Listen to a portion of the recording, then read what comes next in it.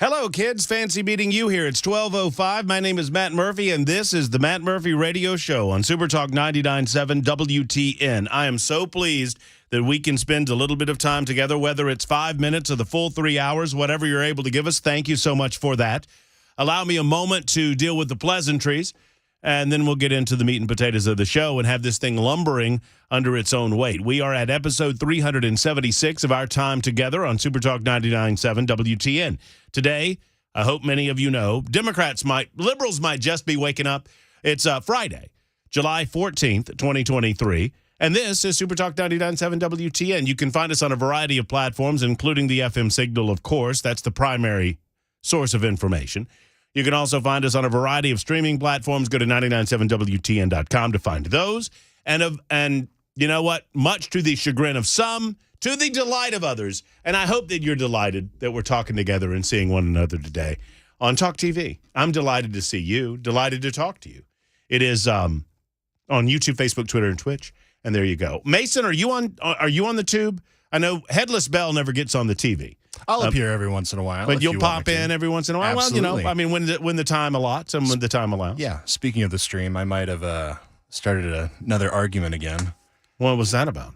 I may or may not have made an interesting title for today. Uh-oh. You know, Bell's always doing this to me, and I always forget to look. Do you want to tell me, or do you want me to look? I mean, it's up to you. Do you want me to tell you? I do. I think it'd be fun if you looked. Oh, well, okay. Well, then let's do it that way. I can go over there and give it a gander. While I move my way over there, I'll remind folks that you can join us at 615-737-9986. That's 615-737-9986. It's a fabulous way to communicate with the show, and I invite you to do so directly on the phone lines, but I know that some of you don't have the time to do that, and if that is the case, then you're invited to super text us. That super text feature has been up and running for about 6-8 months now, and it is absolutely fabulous. And I think the YouTube TV thing and the Facebook and the Twitch and the Twitter, that's pretty fabulous too, because you get to see me. Hello. Glad you're seeing me. And I don't get to see you. It's an assumed audience. I guess I get to know that you're seeing me. Yeah. And that's to everyone's delight, I suppose. Here with our future pickleball champion. Oh, I like that. That is, you know what? I thought you might enjoy that. You know what I did last night? Yesterday, actually? Not last night, yesterday afternoon. I looked up the rules of pickleball. Congratulations. And it doesn't look too tough. You think you can do it? Beat Dan Mandis? Oh, yeah. Yes. Yes. My wife bought, and we are having delivered 2 fancy pickleball paddles and balls, and apparently there are different indoor and outdoor balls. I did not know that you would do different things with your balls based on being inside or outside, but apparently that's the case in pickleball. Interesting. And, yeah, so you learn the subtleties of these things, and there you go. But that is being delivered to my home over the weekend. And in looking up the rules, here's the deal. It's a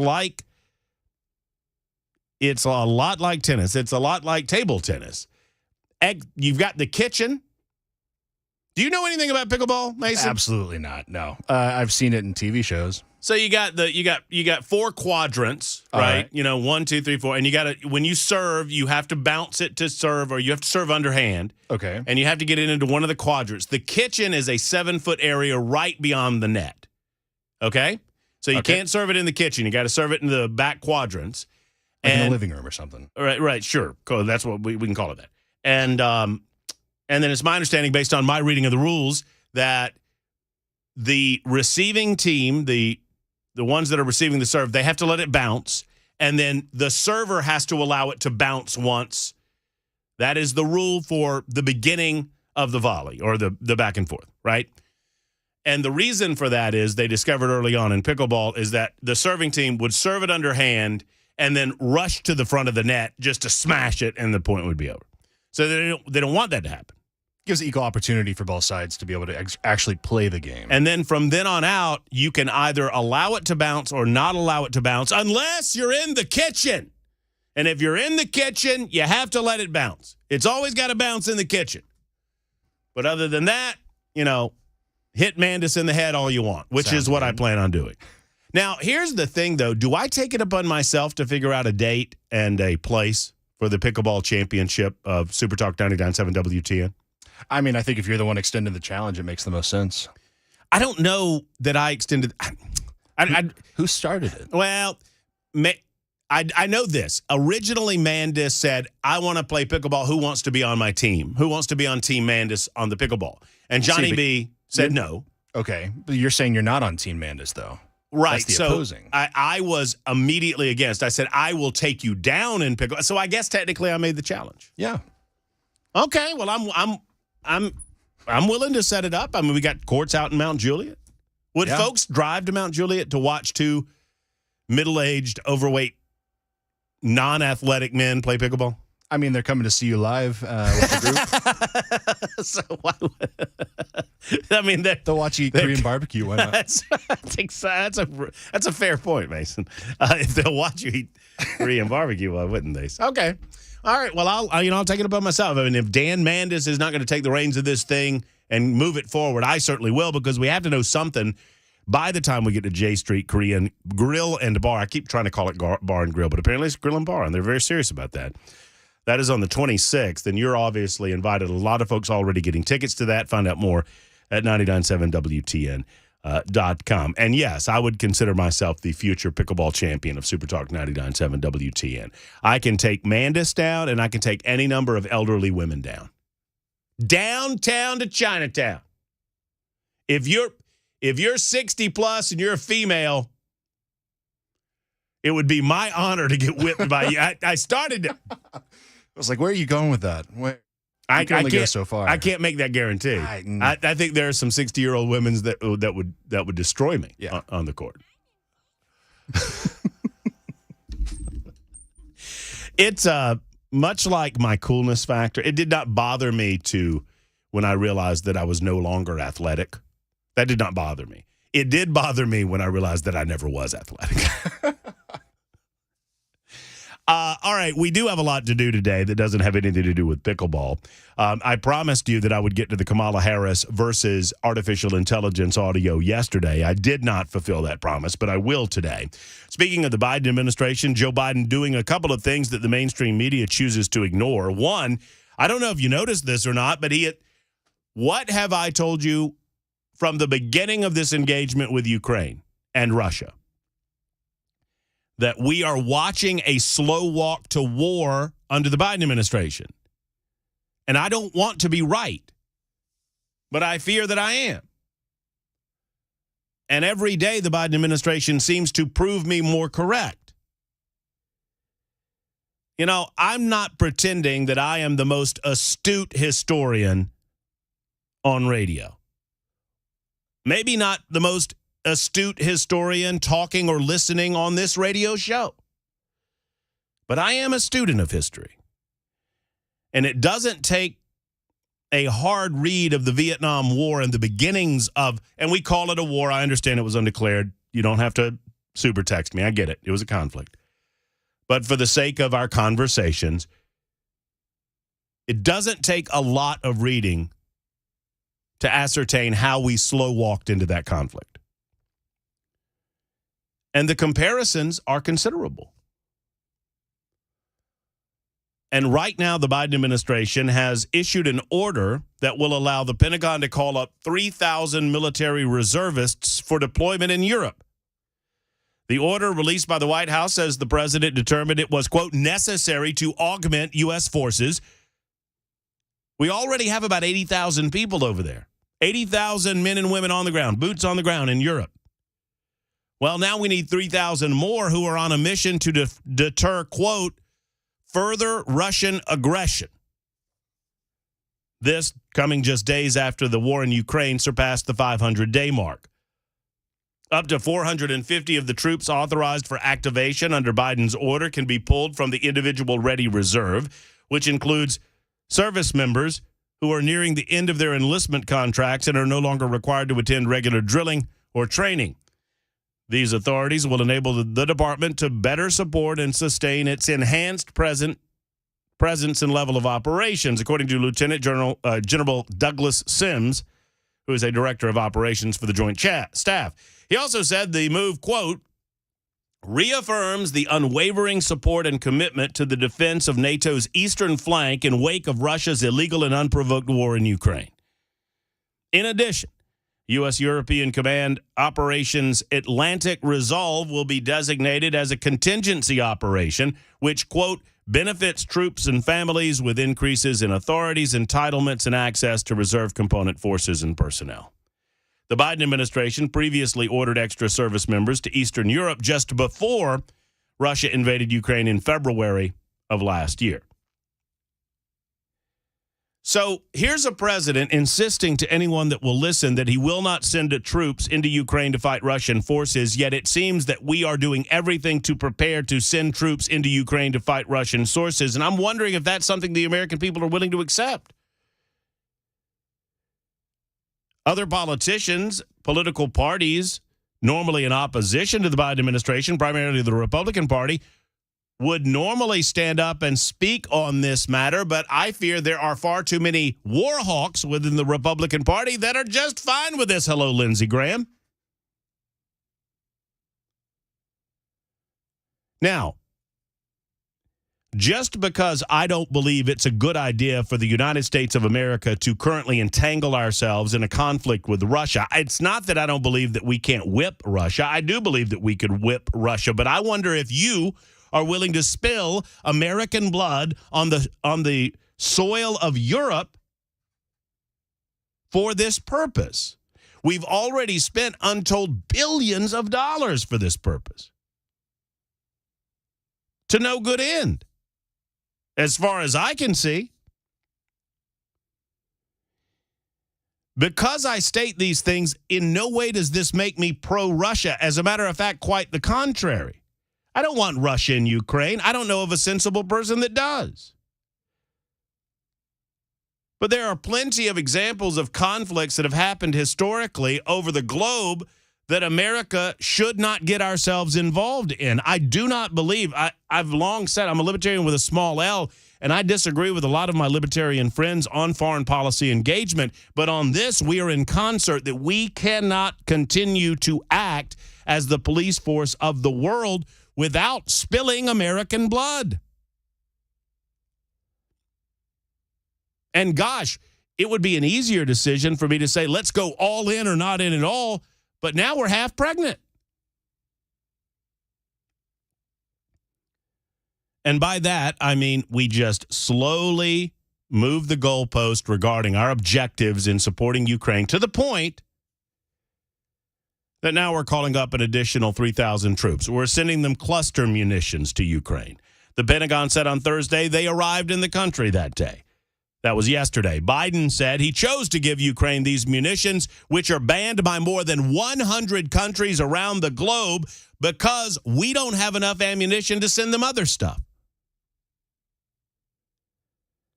And for those not engaged in these conversations, I know you think, well, here's Matt Murphy blathering about and over-exaggerating things. No, he said it.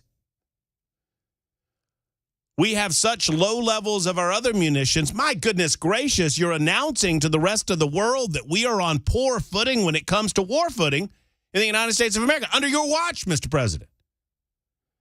Not that you would know any of this because you're a geriatric dunderhead.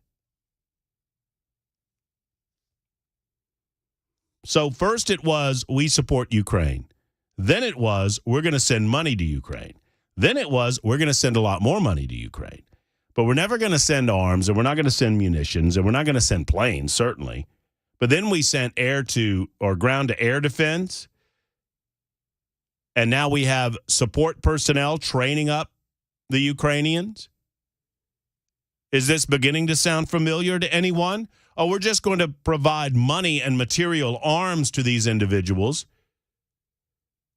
Oh, but the people that are using them, the Vietnamese, they don't know. Oh, no, wait, sorry. Did I say Vietnamese? I meant Ukrainians. The Ukrainians don't understand how to use them, so we need to get some people over there to help them understand how to use them. Mr. Wise Guy over here. Oh, yes, Mr. President, I'm going on. And now it seems that they need some ground support regarding some of the airstrikes that are coming toward them. So we're going to send them some ground-to-air missiles to try to prevent some of those airstrikes that are coming over them, coming over Vietnam. Oh, I'm sorry. Did I say Vietnam? I meant Ukraine. My bad. Now we have to send some troops over there to try to figure out if we can train these soldiers on them. And oh, by the way, they need more munitions, the Vietnamese. I'm sorry, the Ukrainians. They need more munitions, so we're going to go ahead and send those over. And we'll send some that have been banned by 100 countries or thereabouts. Well, dadgummit, the Ukrainians seem to me to need more ground support now.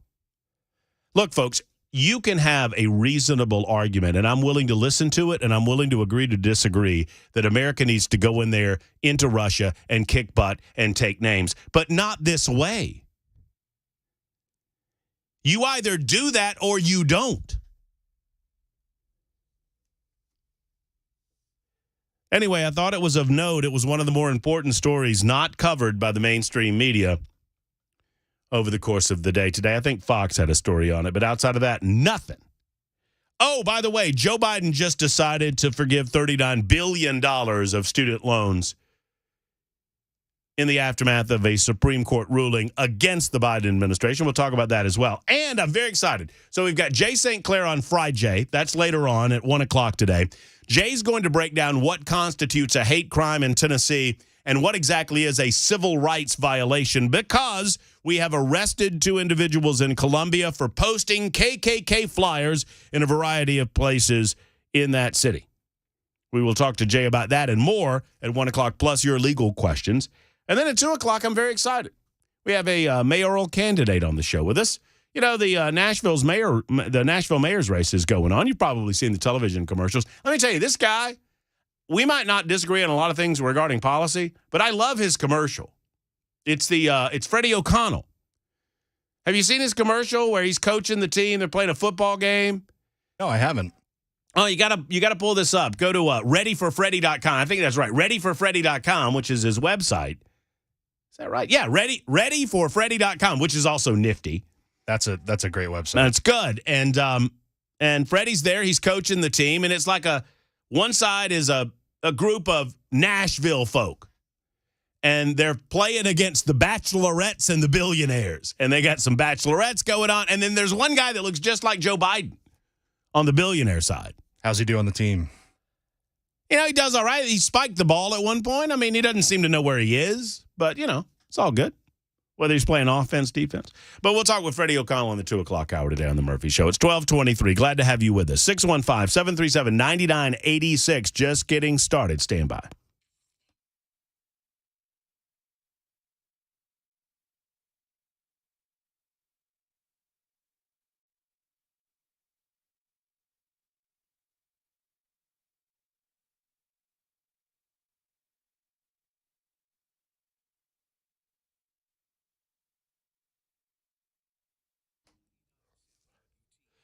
The Dr. Gill Center for Back, Neck, and Chronic Pain Relief, located in Franklin, has been around for 3 decades now, and man, oh man, are they good at what they do. You don't do anything for that length of time if you're not doing it right, and the Dr. Gill Center's been doing it right from day one. Dr. Gill understands the importance because he wants to get to as many clients as he possibly can. If you have back pain, neck pain, knee pain, hip pain, elbow pain, any sort of pain in a movable joint on your body, they can help you. At the Dr. Gill Center, he has a team. They're able to assist you, like Dr. Wendy, Dr. V, I can't pronounce Dr. V's name. That's why I always call him Dr. V. Dr. Dominic is there, too. A team of professionals with collectively over 100 years' experience in the chiropractic field. Plus, they have the state-of-the-art technology like red light therapy, the Class 5 laser system, and the spinal decompression system that can help you like it helped me. Dr. Gill helped alleviate my pain, made my life tolerable, got me back on the golf course. What about you? 615-882-4838. 882-4838 for the Dr. Gill Center for Back, Neck, and Chronic Pain Relief.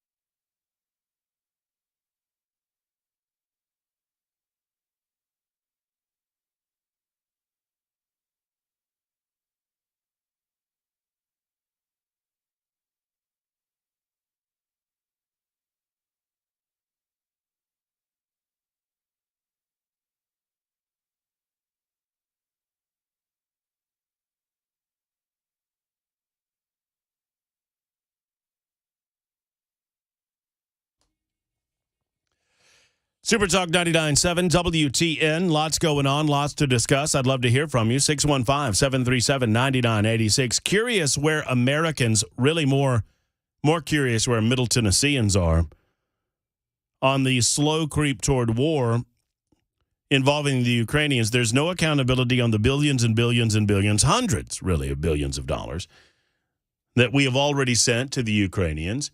This is not to suggest that we cannot support them materially or otherwise. I simply want accountability as to where our money's going. This is American taxpayer dollars. I mean, we're sending hundreds of billions of dollars to Ukraine. This is all being funneled from Congress through the White House to a country that has compromised the President of the United States of America. Haven't they?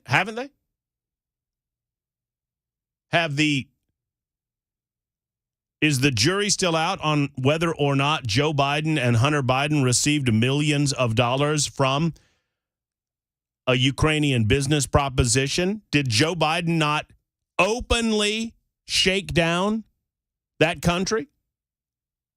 I think he did. His son was making millions, and the big guy making millions more on the Burisma deal. And Joe Biden, as vice president of the United States, announced publicly, I told him, I'll take our money, I'll take our loan guarantees, and I'll get on a plane and I'll go back to the United States. Well, the president makes that. Call him, he said. You fire that prosecutor before I get off this plane or I'm out. Huh. Sounds to me like he was protecting his personal interests. I don't know how deeply Joe Biden is compromised with regard to Ukraine,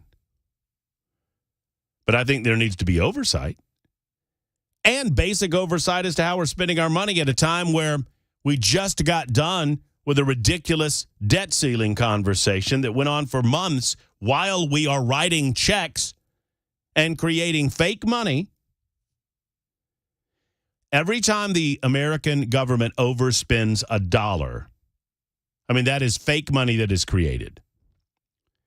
What was the figure that I saw? It's 70 or $700 billion a day or something ridiculous. I mean, I don't think it's $700 billion. That would be way too much.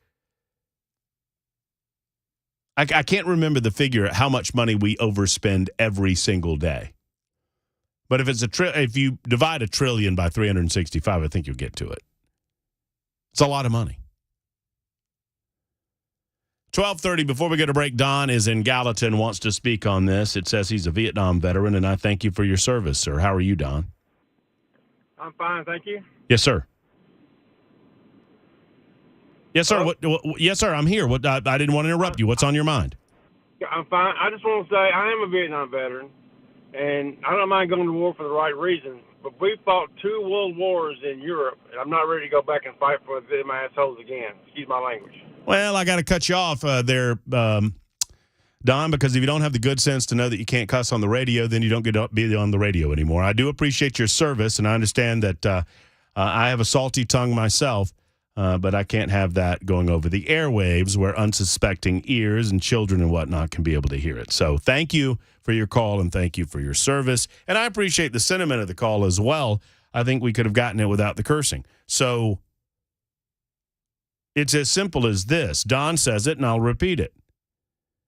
We have liberated the continent of Europe. Yes, we invest in those things that would stop the scourge of totalitarian government from taking over portions of land that they don't deserve or that doesn't belong to them.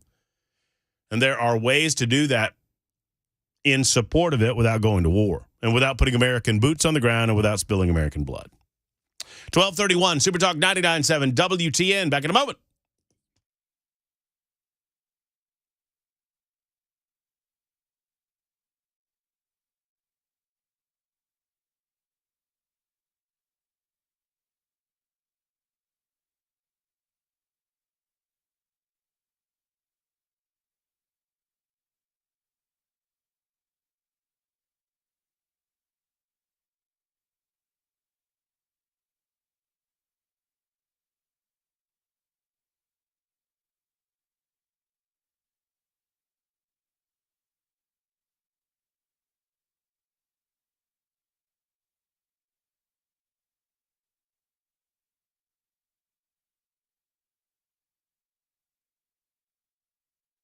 Friends, Savory Spice has 2 locations to serve you, and I talk to you all the time about the advantages of Savory Spice over the nasty spices that have been in your cupboard for 5 or 6 or 8 years, lose their flavor over time. I mean, they won't cause you harm to eat them, but they're not going to be what they were designed to be, and that is flavorful and an important component to some of the dishes that you're making. And, oh, by the way, when you buy at Savory Spice, you're buying the freshest of the fresh. Secondarily, you're upping that food game. I mean, when you go to the store, you don't buy we get to a point in life where we don't buy the lowest cut of meat. We want the nice cut of salmon or the nice chicken breast or the nice cut of steak.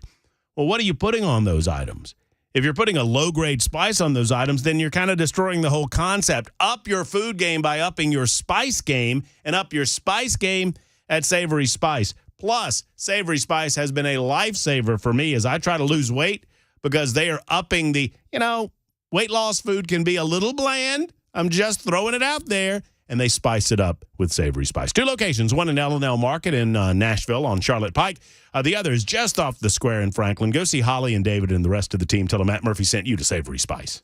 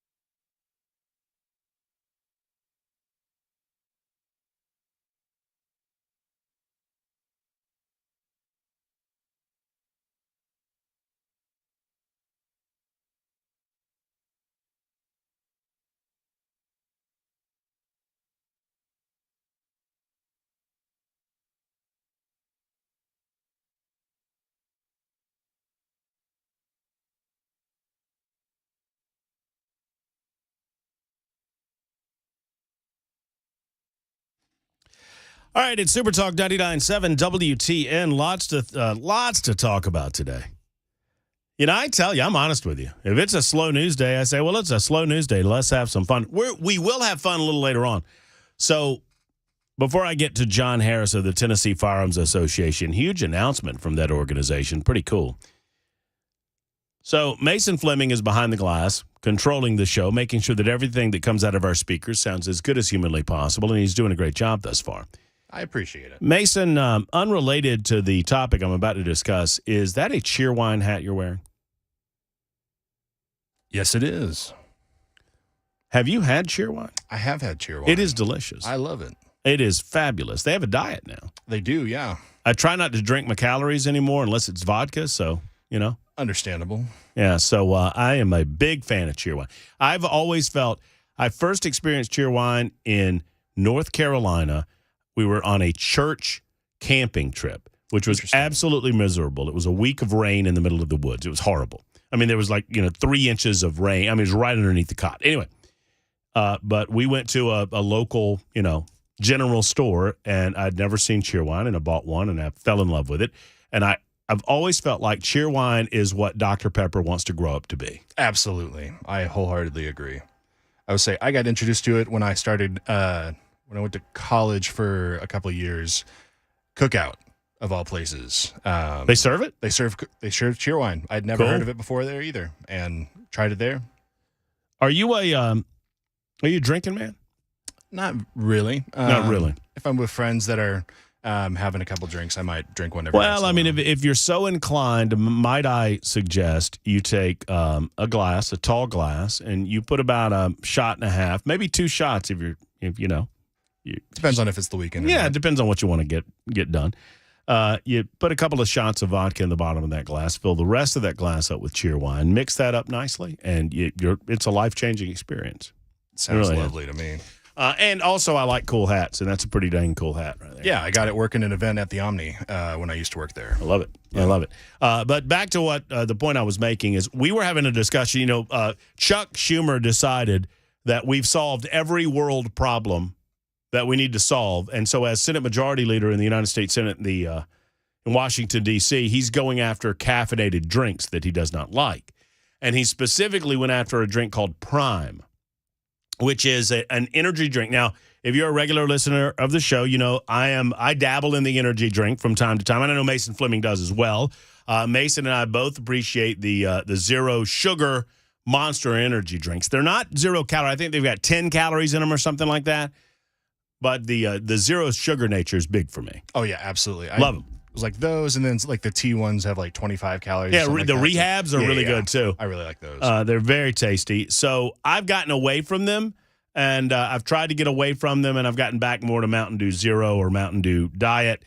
Anyway, I decided to take it upon myself to bring in some Prime, and let's give it a go. Let's see if Chuck Schumer has valid concerns or not. Let's do a little experiment on the radio. I'm interested. You got my peak. So, Mason, Bell K is here. He's just assigned to other duties today and had to be away from the board. He's hiding in a hole somewhere. Hiding in a hole. And me, and sometime before the end of the show, I've got them in the fridge right now. I've got 4 different flavors to choose from.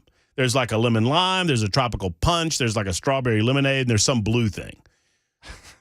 I forget the names. We'll bring them in, we'll pick, and I think we need to do it probably like at 1:30 or maybe 1:45 before because we need to report on how it has affected us by the end of the show. Drink it by 1:30 and then report on it. I'll tell you what we'll do. I'll tell you what we'll do. Drink it at 1 and then see how it affects us by the end of the hour. We'll hand them out at the top of the hour before we talk to Jay. Yeah. We'll start sipping on them, drink it at your leisure, and then by the end of the show, we can let everybody know how it made us feel. I know. I should probably not have this. Yeah, you showed those to me earlier. I almost went and grabbed my Monster out of the fridge, and I was like, you know what? I'm gonna hold off. But these, like a 12-ounce Red Bull, has 112 milligrams of caffeine, according to Red Bull. That's about 2 cups of coffee. Yeah. How are we looking on Prime? Prime, a 12-ounce Prime has 300 milligrams of caffeine. Holy so cow. It's over double. Yeah. Aren't you only supposed to have like 400 in a day? Well, so we're 100 under. Yeah, we're still good. I mean, let's not talk about the coffee I had this morning. Or the Red Bull you just had now. Or we'll maybe see. the Mountain Dew later. Well, some people are more caffeine tolerant than others. John Harris doesn't want to hear any of this. We'll talk about this later. John, thank you for coming on the show today. I appreciate what you guys do over at the Tennessee Firearms Association. How you doing, my friend? Doing well today. Actually, very, very busy. I bet you are, considering the announcement that I saw earlier, and I don't want to get in front of the parade on this announcement. Tell us what's going on with the Tennessee Firearms Association, John. Well, TFA is working hard right now to build up a public awareness about the special session and the governor's red flag proposals and some other gun control proposals. And as part of that, we have our annual PAC fundraiser scheduled for September the 9th.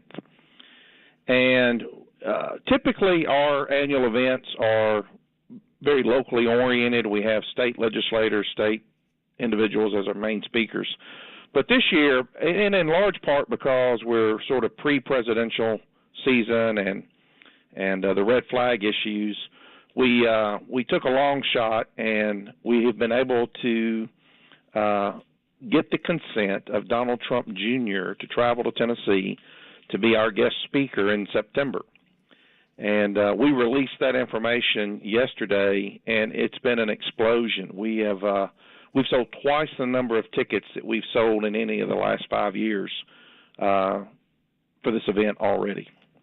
That's quite a snag for the Tennessee Firearms Association. Donald Trump Jr. coming to the state.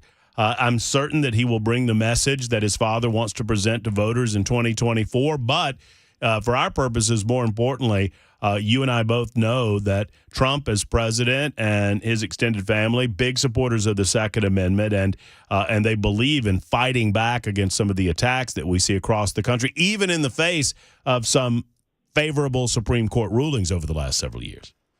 Very much so. I mean, one thing that's critical about the Trump presidential campaign is one of the biggest attacks we currently see on Second Amendment issues in this country is not just things like Governor Lee's red flag law, but is literally the attitude that the ATF has taken under the Biden administration with what they call the enhanced enforcement policy, where they have accelerated to a massive extent the attack on gun manufacturers and gun dealers, what I refer to as the Second Amendment supply chain, and putting these people out of business.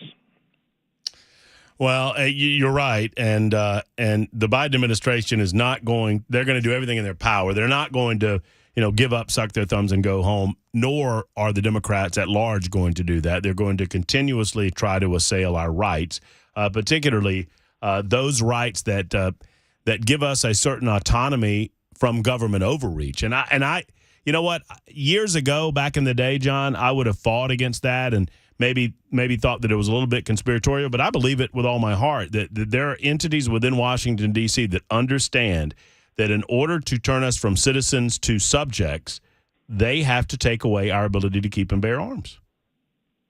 There's every evidence in the world that that's part of the agenda. It's not just public safety, particularly when the Supreme Court said last year public safety in and of itself is no longer a valid constitutional basis for passing firearms-related gun control.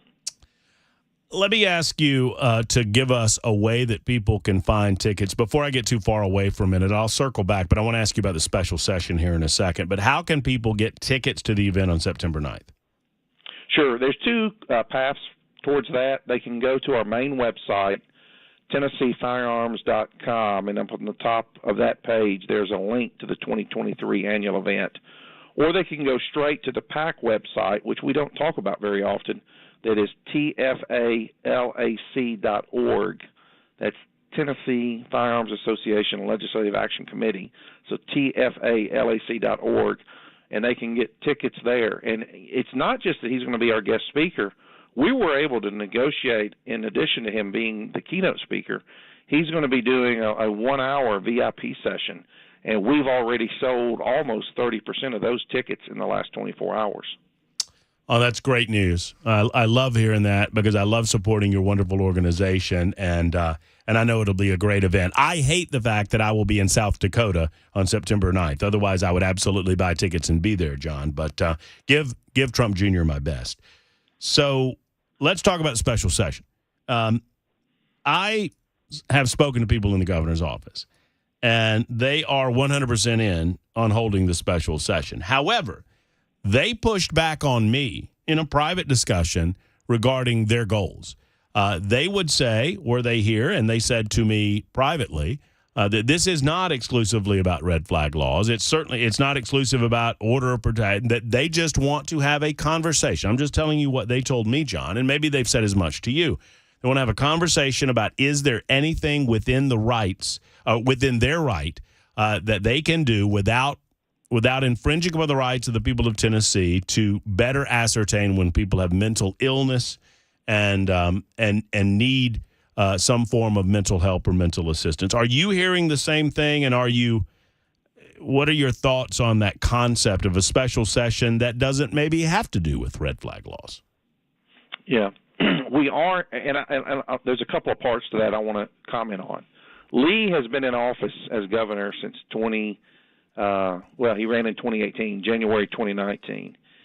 We have had no contact, although we've reached out, no contact from his administration in the last 5 years. And to date, we've had none, when he talks about wanting to talk to the stakeholders. We are in communications regularly with a lot of House and Senate Republicans, and they are interested, and we are supportive of the idea of looking at the options to identify people who have medically established mental health issues that are severe enough that they pose an immediate risk of harm to themselves or others. Because people, when we talk to them and explain the difference between red flag and the concept of seizing the weapons but leaving the mentally ill person at loose in the community, and then contrasting that with a mental health approach where you say, we've identified a person that's a risk based on mental or emotional health concerns, and we want to treat that person, but more importantly, temporarily or long-term if necessary, remove that person as a risk from the community. I think there's more support for that approach, and that doesn't necessarily implicate Second Amendment issues. We are talking with legislators about that approach, and in fact, one of the people that has talked with us about that is Representative Johnny Garrett, and he's going to be the guest speaker at our monthly chapter meeting that you've been to in the past next Tuesday. I've heard as much. I've said it this way, John, and tell me what you think about it. That if a medical professional or if a judge with consultation through a medical professional determines that an individual is a danger to themselves or to others, an immediate danger, if that danger constitutes a removal of one of their rights, it ought to constitute a removal of many of their rights until such time as we can ascertain. In other words, why, if you determine that person is a risk, would you just take away their guns, violating the Second Amendment, and not temporarily confine that individual to a facility by which they can get help and treatment that they need? Well, and that's a great point. And if you remember, since Covenant shooting, there were two episodes in Texas where one was a shooting that was a mass multiple homicide, but there was another where there was a multiple homicide, and it involved someone driving a vehicle into a crowd.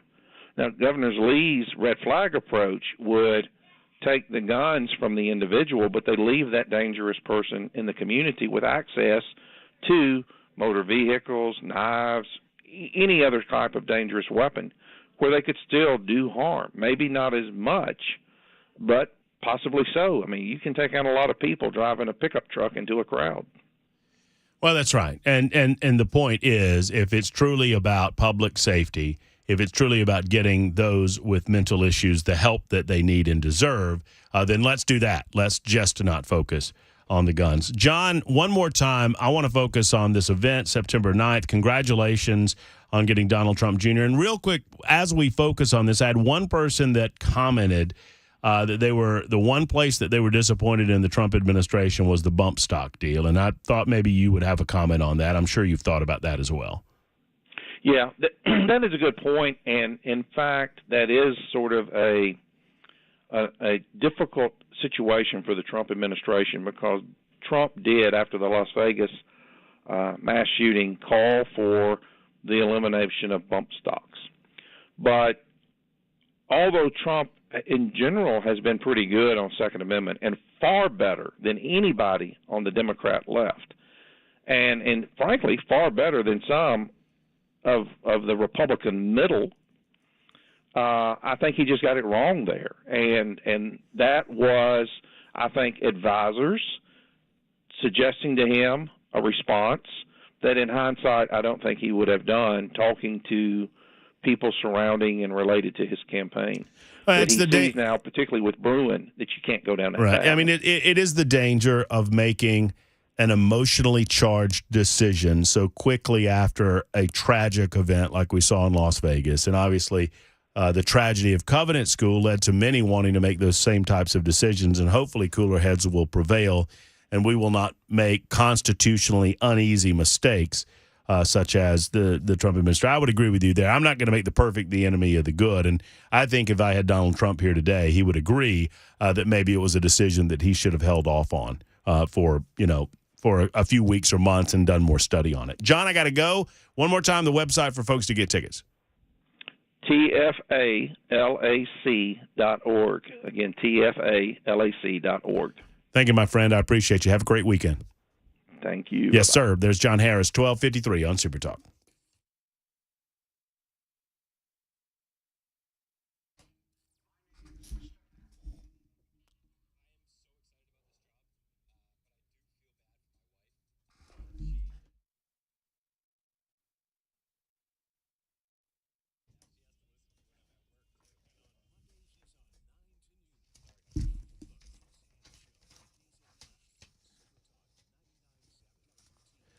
All right, folks, I told you that it was coming, and I told you back in April that it would be here before you know it, and now we're like 3 weeks away. Is that right? It's July the 21st, we're 3 weeks away to the Big Machine Music City Grand Prix coming to Nashville. Could not be more excited about my first opportunity to see the Big Machine Music City Grand Prix. I was out of town last year.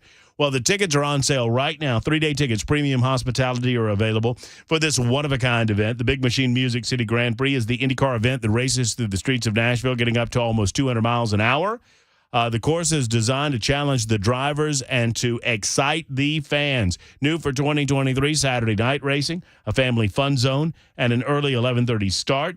A fan favorite returns with the high-flying stadium super trucks. Tons of racing, all capped off by the NTT IndyCar Series racing through the streets of Nashville. Get your tickets. 1-day tickets or 3-day tickets available.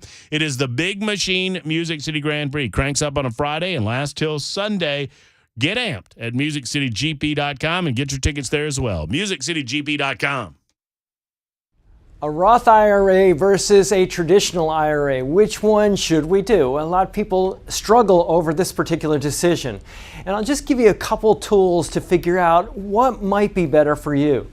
Think about it this way. Let's say if I had $1,000 that I was thinking about investing, that was income, $1,000 of income. With an IRA, let's say that you're in a 30% tax bracket. Let's say there is such a thing. And you want to put this money in an IRA. You're going to save $300 in taxes. Now, if you go post-tax with like a Roth IRA, this is how much goes into the Roth IRA. Now, let's say that later on down the road, we have this money and it didn't grow at all, just to keep the math really simple. And let's say that at some point in the future, you're in a lower tax bracket, because the way our tax system works is that your first income is taxed at a really low rate, and then you get up into higher rates, 10%, 12%, 22%, and so on and so forth. It gets higher. If you're earning income and you're at that particular tax rate up there, you might want to avoid that tax rate right now and take the income at a later point in time when you're in a lower average tax rate. Now let's say that you're in a 10% bracket down here when you pull the money. How much are you going to pay in taxes? 10% of $1,000 is $100. How much do you get to spend? $900. Well, even though I didn't have growth, I had growth because of the difference between my tax rate here and here. And that's the idea. That's one of the things that we look at. We look at Social Security taxation, income taxation, and a lot of factors that might drive you in a higher or lower brackets in the future. If you want to learn more about our approach to investing and financial planning, go to paulwinkler.com and set up a free 15-minute phone call or call 615-851-1950.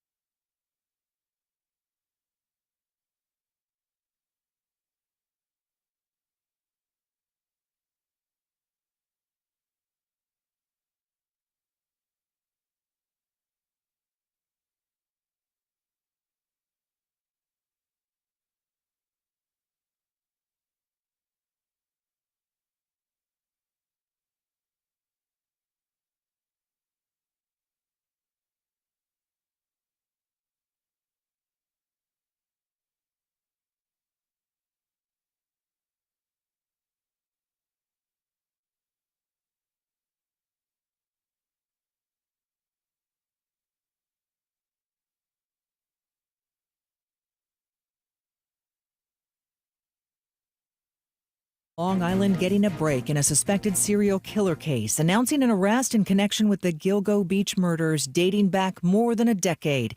He's identified as Rex Hewerman and charged with first-degree murder in the deaths of Melissa Bartholomew, Megan Waterman, and Amber Costello. Police say their bodies were found covered in burlap along Ocean Parkway on Long Island's South Shore, that according to an indictment unsealed today in Suffolk County Criminal Court.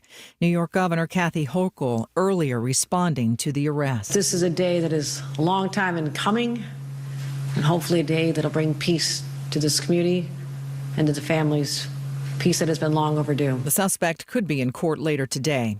The campaign trail going through key states, including Iowa, GOP leading candidates taking part at the Family Leadership Summit, an annual gathering of social conservatives and evangelicals. ABC's Brittany Shepard says one candidate, though, is not there. As Republicans woo Iowa voters in Des Moines, former President Donald Trump is nowhere to be found. His campaign cites scheduling conflicts to explain the absence, but it comes only days after he lashed out at the state's governor. In response, the DeSantis campaign is calling the move a snub of Iowa conservatives. But the former president isn't gone for long. He returns to the state next week to join a cable news town hall in Cedar Rapids. Brittany Shepard, ABC News. Big-name Hollywood actors joining fellow actors and writers from the SAG-AFTRA union on the picket lines in Los Angeles and New York today. It's the first day of the walkout after contract negotiations with studios and producers broke down over pay and use of artificial intelligence. Actor and SAG-AFTRA president Fran Drescher addressing members at the picket line outside Paramount Studios in L.A. We are being systematically squeezed out of our livelihoods, and it's not going to happen anymore. Studios and producers say they presented a generous and fair offer. You're listening to ABC News.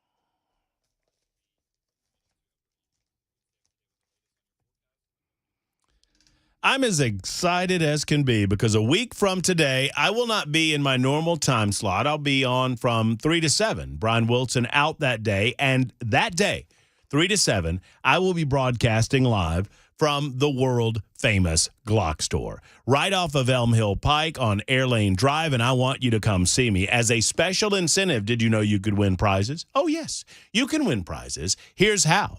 On Monday, I'm heading over to do some personal training at the GlockStore, and I'm going to lay down a time on the Matt Murphy Challenge course. It involves 1, 2, 3, 4, 5, 6, 7 targets, 2 shots per target for time. And if you can beat my score, you win. It's as simple as that, and it's pretty easy. I'm better with a long gun than I am with a pistol, but whatever. That's me. I'm laying that down on Monday. I'm going to go off on my own time and do that, and then you have all week long to beat my time, but I especially want you to come out during broadcast and talk to me, say hello. I'll be out at the McGill's world-famous GlockStore next Friday from 3 until 7 o'clock. By the way, best selection of Glocks in town or in the state. They've got the finest accessories going. They make most of them right there in-house. Plus, their training is par excellence. I've learned so much from Dan and the gang in the training section of McGill's GlockStore. So, GlockStore.com or shoot270.com for more information.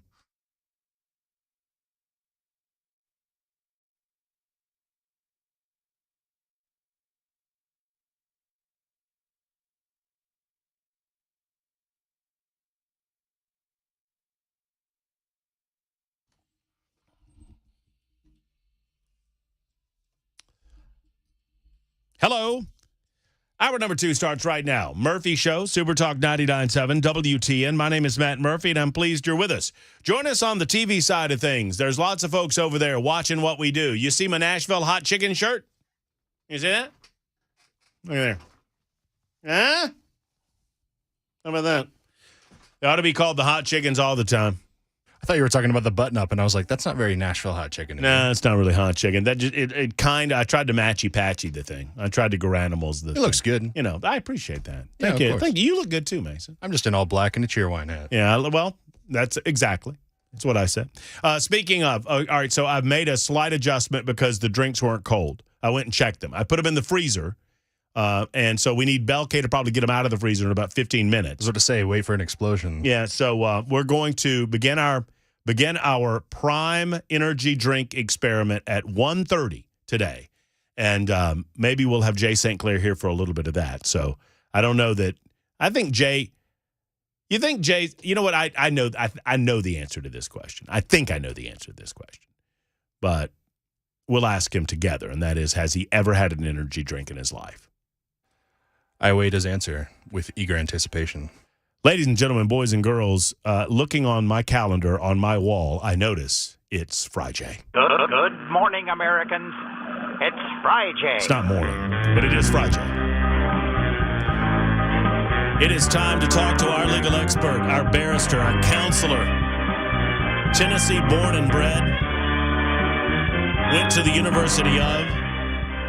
Off to Yankee Land for a while to get his legal training, and back in Birmingham, Alabama. He joins us via phone. He is my good friend and the finest legal mind that I know. It's Jay St. Clair, everybody. Hey, Jay, how are you? Man, if I was any better, I'd be your dog, Mrs. B. She's got it good. You know, she's taken to helping me on my show prep, Jay. And I wish I could get a video. I need to get a video camera set up on a tripod in the corner of the room. She comes into the office and she sits at Corn Pop was a bad dude. Oh, Corn Pop was a bad dude. I don't know why we're doing that, but yes, he was a bad dude.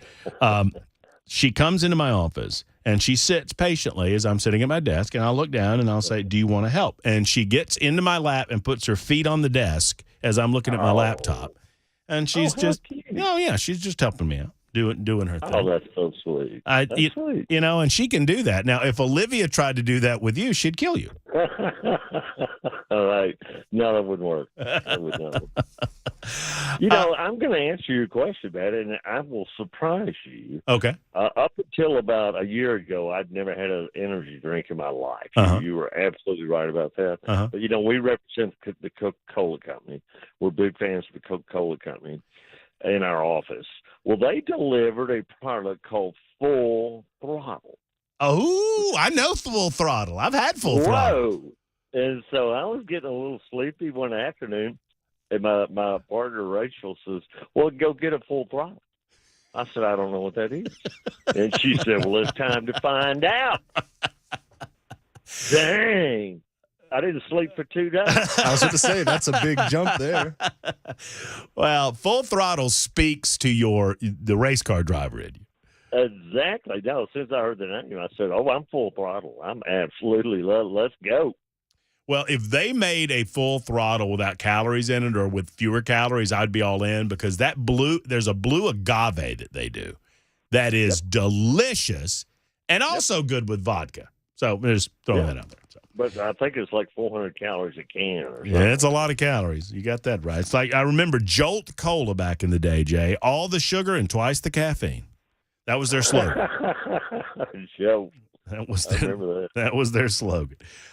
Jay, I am so excited about our conversation today. I want to remind people that as the conversation goes on, especially on the super text line, if you have a question, a legal question, any legal question, Jay will do his best to answer it. What do you like to say about your answers to these questions, Jay? Well, I'm often wrong, but never in doubt. Mm-hmm. Free legal advice is worth exactly what you pay for it. So line those questions up. Ask them at your leisure, 615-737-9986. And we will I'll get to some of those questions toward the end of our conversation during this hour. Jay, I want to start with a little bit of a curveball. I want to talk about this case down in Columbia. It's very important. But the Biden administration is now kind of taking another dip on this student loan forgiveness. Did you see that today? Right. I've seen the announcement. I haven't had time to do any legal analysis of it, Matt. But I did see that. They're going to go under a totally different direction. There was a law that's been in place for a long time that would reduce or maybe eliminate how much debt they have to repay if they've been paying on it for 20 years and they hadn't got it all paid off. And I think they have to be below certain income levels. Right. But I don't know if that's a law passed by Congress or a regulation passed by the Department of Education or if they're taking liberties with the way that law was written. So I really can't say anything intelligent about that in this conversation. But it seems to me, and you tell me if my instinct is correct, this is the Biden administration saying, okay, we need to see what we can do with this Supreme Court ruling around it. We need to figure out if we can get around that ruling in any way and still offer some repayment forgiveness. And I think they want to try to present this from a political lens as, hey, we're doing everything we can to try to make this happen. No, I think that's right, Matt. And so here's my first thought about it, without getting into the details a little again. If it was crystal clear that they had the authority to do this, why are they only doing it now? Why didn't they do it first? You're exactly right. It's a reaction to losing the case in the Supreme Court. Well, if you clearly have this power, why didn't you do it 2 years ago? Right. That's a great thought. Why wasn't this your first thought? This isn't their first thought. It's their second thought. And so that tells me that there's some problems with it. Yeah. Well, we'll see. I mean, it just broke out earlier today, but I was curious if you had seen that.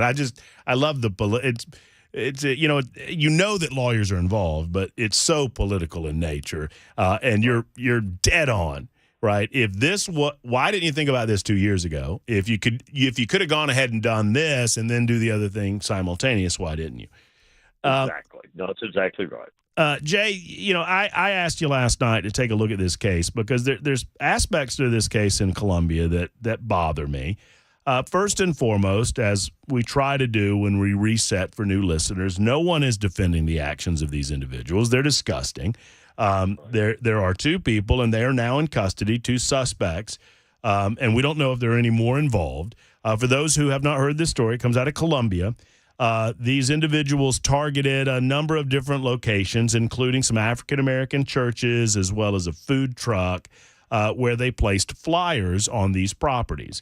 The Columbia Police Department is now saying that it's a 38-year-old man and a 17-year-old male arrested yesterday around 4:30, charged with civil rights intimidation involving the placement of these flyers. The arrests came as a result of working with members of the community who helped identify the suspects.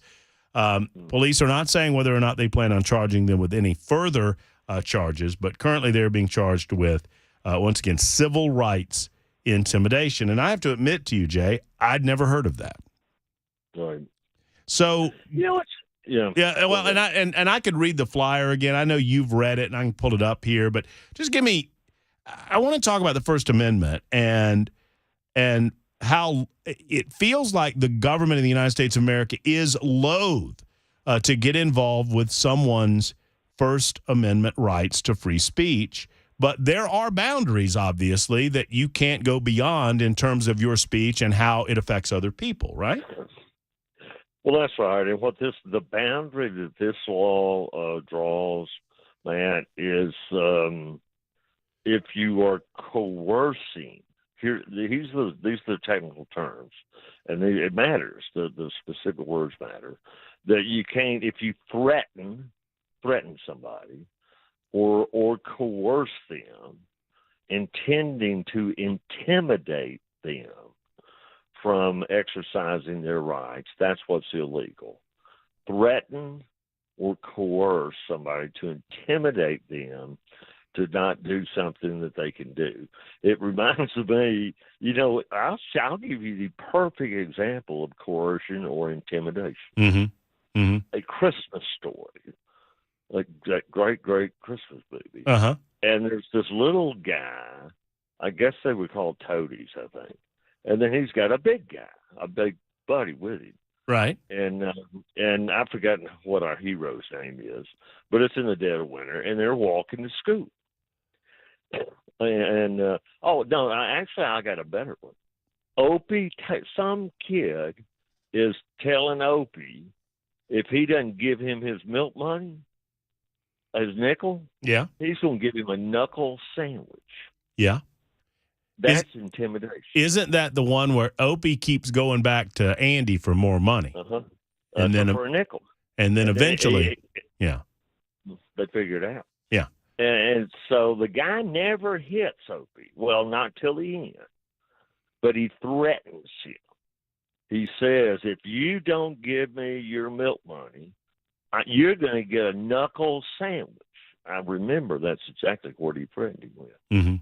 So that would violate this law, that kind of behavior. So here, these people, I've forgotten exactly what the flyer said, Matt. But I want to read it just for those who have not seen it, just to make sure we kind of set it up. So, the flyer it includes an emblem of some Klan guy, and it says "Invisible Empire: The Old Glory, Knights of the Ku Klux Klan." And then on one side it says "Heritage, Not Hate," and on the other side it says "Fight for What's Right." And then it says, "You have been paid another social visit by the Old Glory, Knights of the Ku Klux Klan. We have a dark history here, and because of you, a bright future. Be warned. Race traitors, mixed breeds, communists, homosexuals, and all other walks of godless degeneracy, the Klan is back again and here to stay, so you'd better make amends or stay away." I think that violates this law, man. You know what? I'm going to jump on the other side of this argument because I didn't think it did, but the laws are on the books for a reason, right?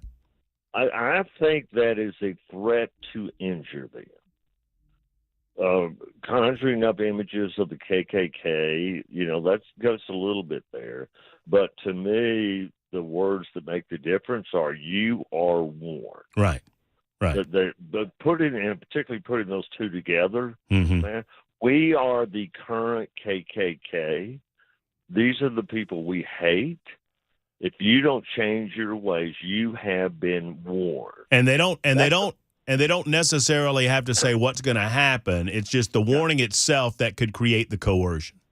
Well, that's right, because it's obvious, right? I mean, they're threatening violence, because that's where the KKK becomes relevant, because everybody knows what that means.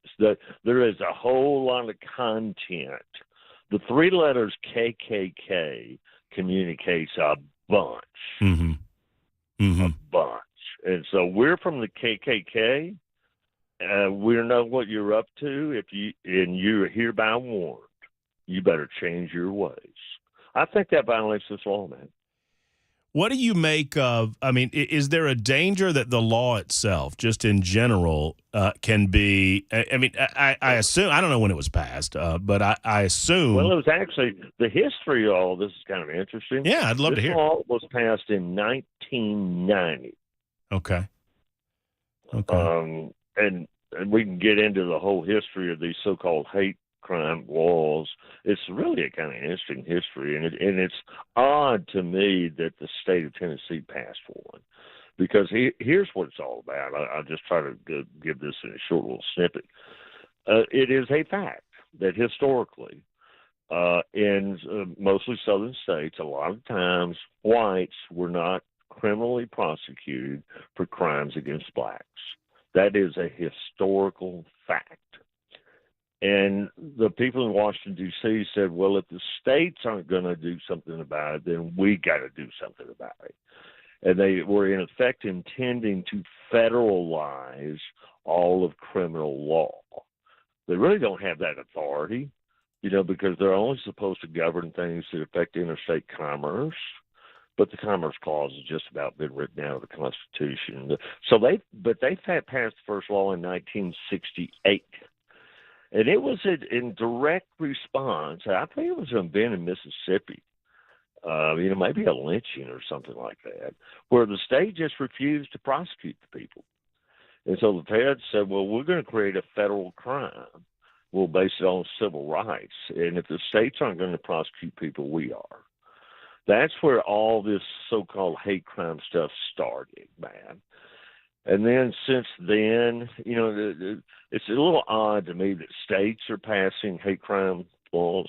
But I looked here, this law goes further than just the general criminal law in Tennessee, because the assault, you commit assault in Tennessee if you knowingly cause another one to reasonably fear imminent bodily injury. If you reasonably fear imminent bodily injury. Well, that's a higher standard than what's in this law. You violate this law if you threaten somebody just with the intent to unlawfully intimidate them. They don't have to be worried about imminent bodily injury. So let me read this. This is pretty interesting, the way that they word it. And you've hit all over. A person commits the offense of intimidating others from exercising civil rights who, 1, injures or threatens to injure or coerces another person with the intent to unlawfully intimidate another from the exercise or enjoyment of any right or privilege secured by the Constitution or laws of the state of Tennessee. And you go back to the flyer, and the flyer says, well, you've been paid a visit, and be warned.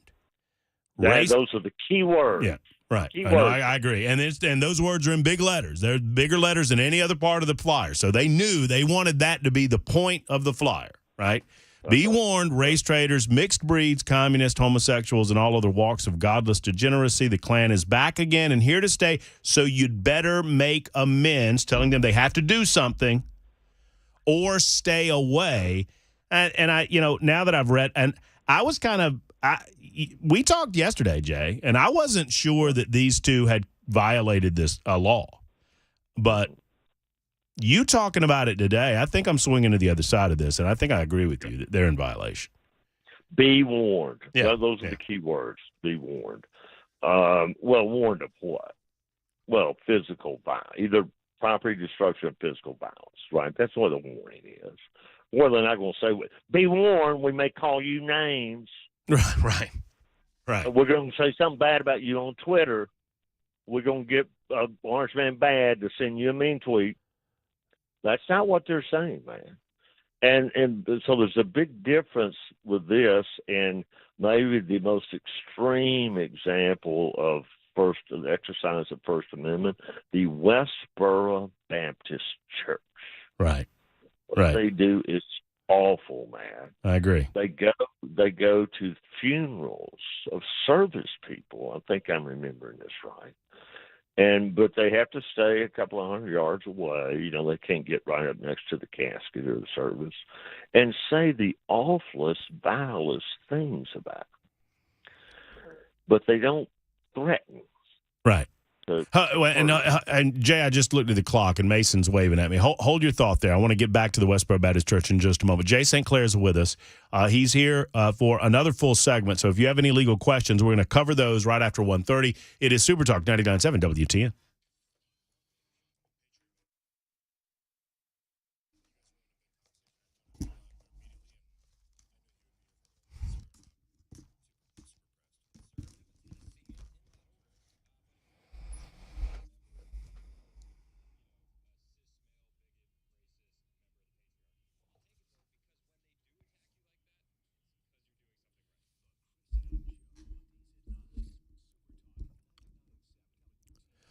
One of the reasons that we have, for example, Jay St. Clair on a weekly basis is because I have such trust in his knowledge and understanding of the Constitution of the United States and your basic civil rights. Sadly, there are a lot of entities that want to erode your civil rights, and there are a lot of companies that fund that erosion. Are you going to send your money to those companies, or perhaps are you going to pull your money out of those companies and put your money where your mouth is when it comes to where you do business? Well, I encourage you to do that, and I encourage you to do it through Patriot Mobile. Patriot Mobile is America's only Christian conservative wireless provider. They offer dependable nationwide coverage on all three major networks. Now, we can't get away from those three major networks completely, but we can do everything that we can in our power to take our money out of their pockets and put it into the pockets of people who believe in what we believe in, like the Second Amendment and the First Amendment, and your right to religious freedom and the sanctity of life. Also supporting our military veterans and first responder heroes. They're based in the United States of America. Their customer service is 100% right here. You can keep your number. You can keep your phone. You switch your provider. Go to patriotmobile.com/Murphy. patriotmobile.com/Murphy. Or call 878-PATRIOT. That's 878-PATRIOT. Free activation code with the offer code Murphy. Do this today. Be a good patriot with Patriot Mobile.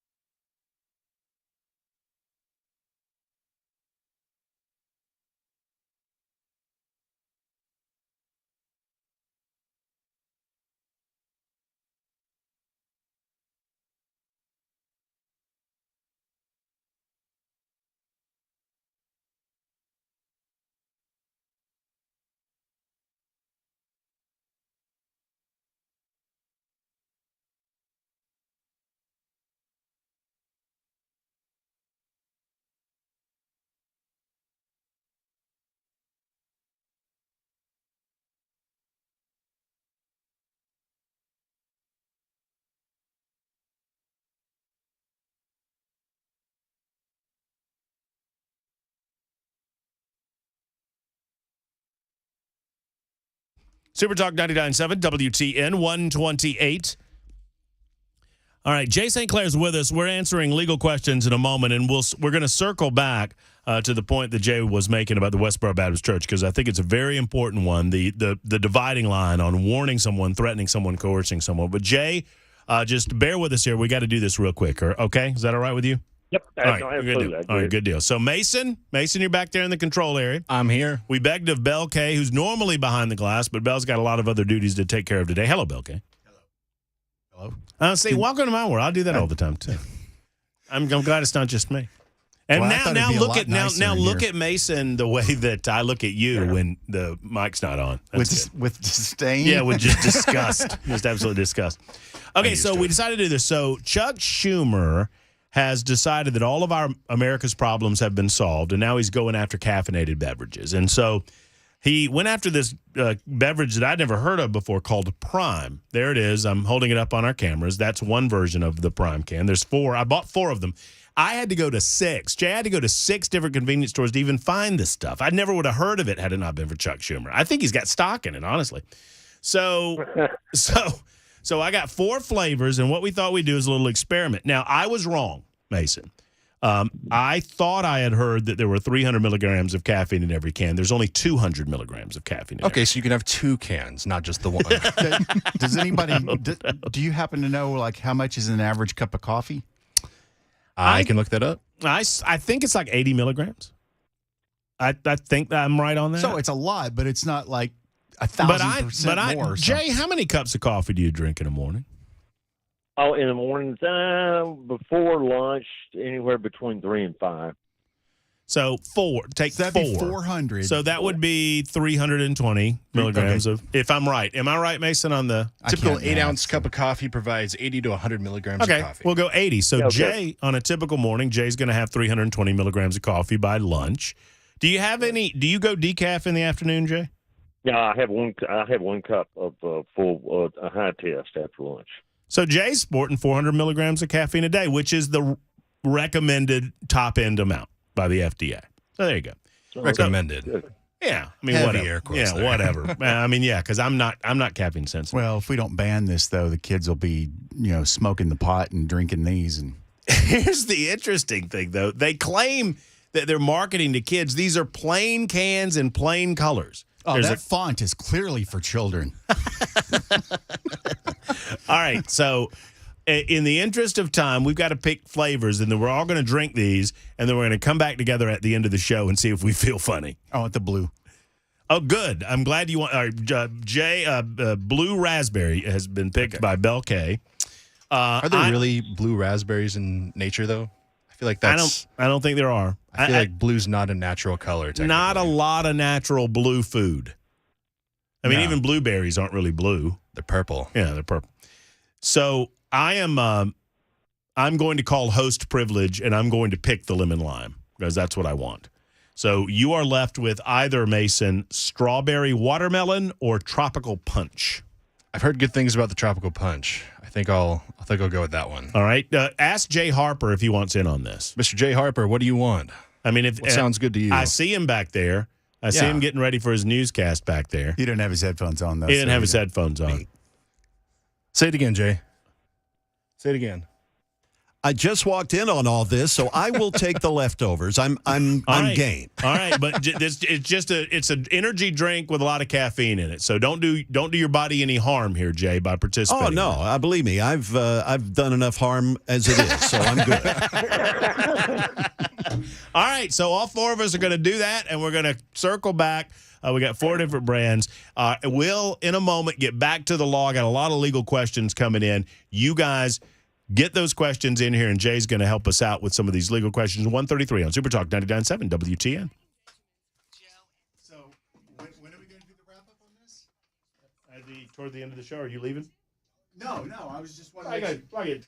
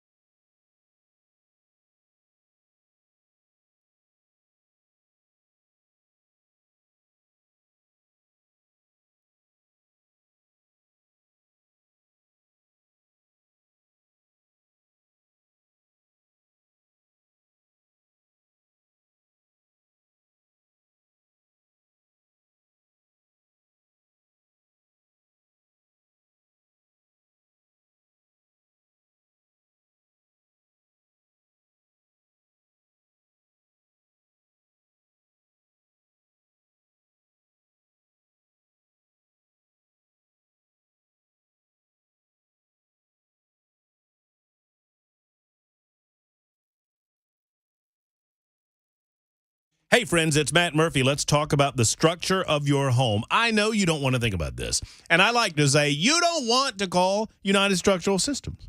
I know you don't. Because when you call United Structural Systems, you've seen something. And you see it enough or you smell it enough that you know you have to do something. And you are smart people, so you call the best in the business when it comes to foundation repair, waterproofing, or concrete leveling. Now, you don't want to because that means that there's an issue, but you better do it. Don't whistle past that graveyard. Call the best. Call USS. If you see the telltale signs, brick cracks, walls bowing, maybe a door will not open and it was opening 5 years ago, those are the telltale signs of something going on with your foundation in your home, and you need to get that thing looked at. Plus, waterproofing, if you smell musty odors in your basement or your crawl space, that means there's water down there, and there don't need to be water down there. USS, call the best, call USS. They've been in business since 1994, helping people just like you. They guarantee their best. 615-488-7855, 488-7855, or USSTN.com.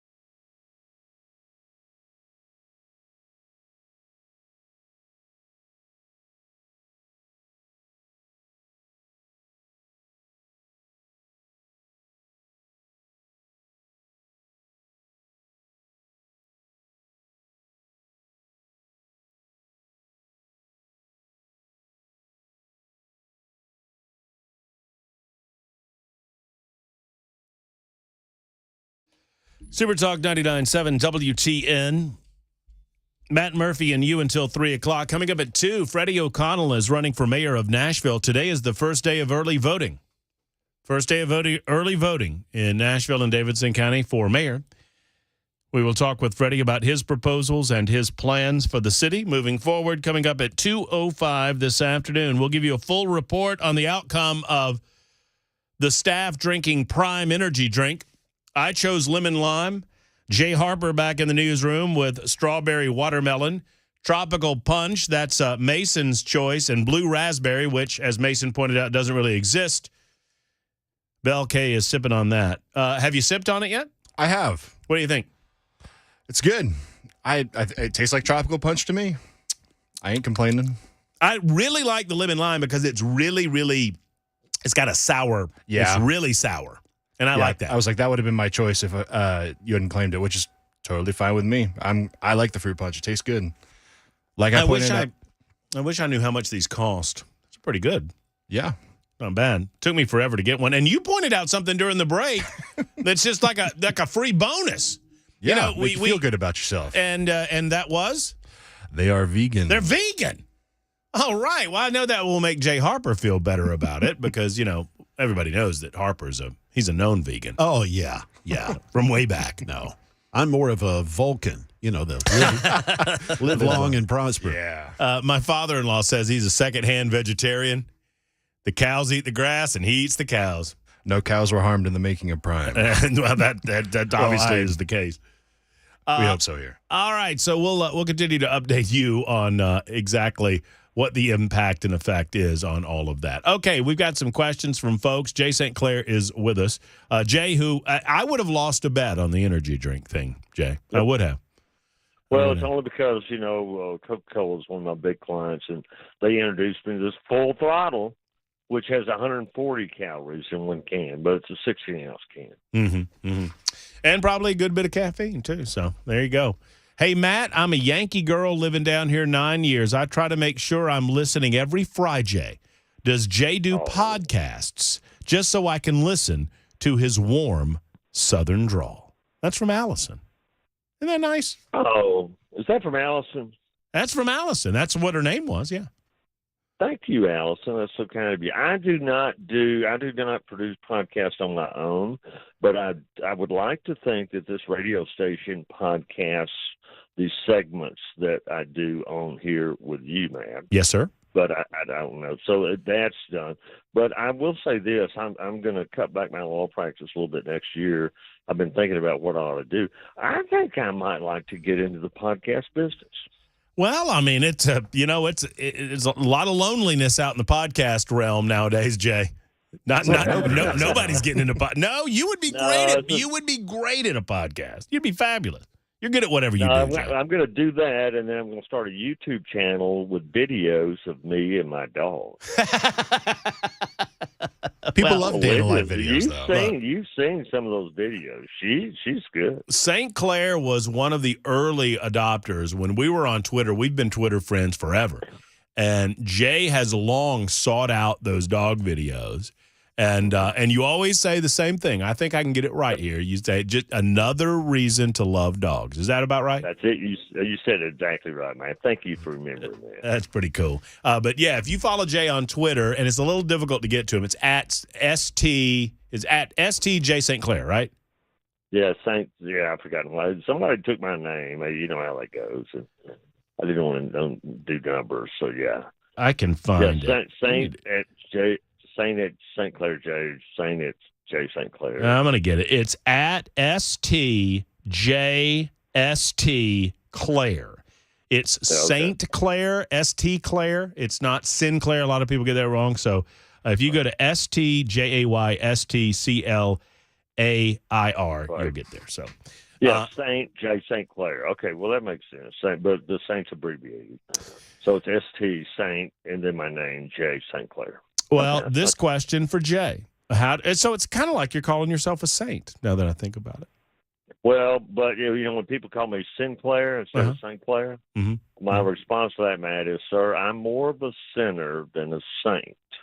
But it's not Sinclair, it's St. Clair. That's a good way of putting it. 0972. I don't have a name for this person, but they have written in with a question, and you're invited to write in your questions at 615-737-9986. Question for Jay: how do I get a lien on someone's property? I don't. That's all they ask. That's an odd way to start the conversation. Well, the way you would do it, the most common way you would do it, is loan them money.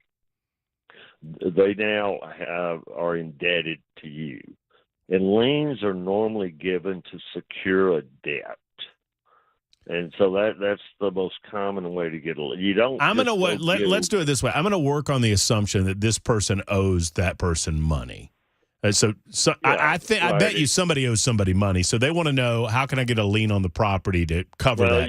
You got to get them to sign an agreement. I mean, the way that normally works is when you loan them the money, they sign a lien on the property. They give you the lien. That's part of the transaction. It all happens at one time. If when you loaned them the money, you didn't get a lien, well, I suppose you can go back right now and try to get them to sign it. But if you don't have an agreement, I wish that have more information because I'm not fully understanding the question. But I think the best way I can answer this question, the only way I know to get a lien is by agreement. Now, you can, if they owe you money and they don't pay it, you can go to court and sue them and get a judgment.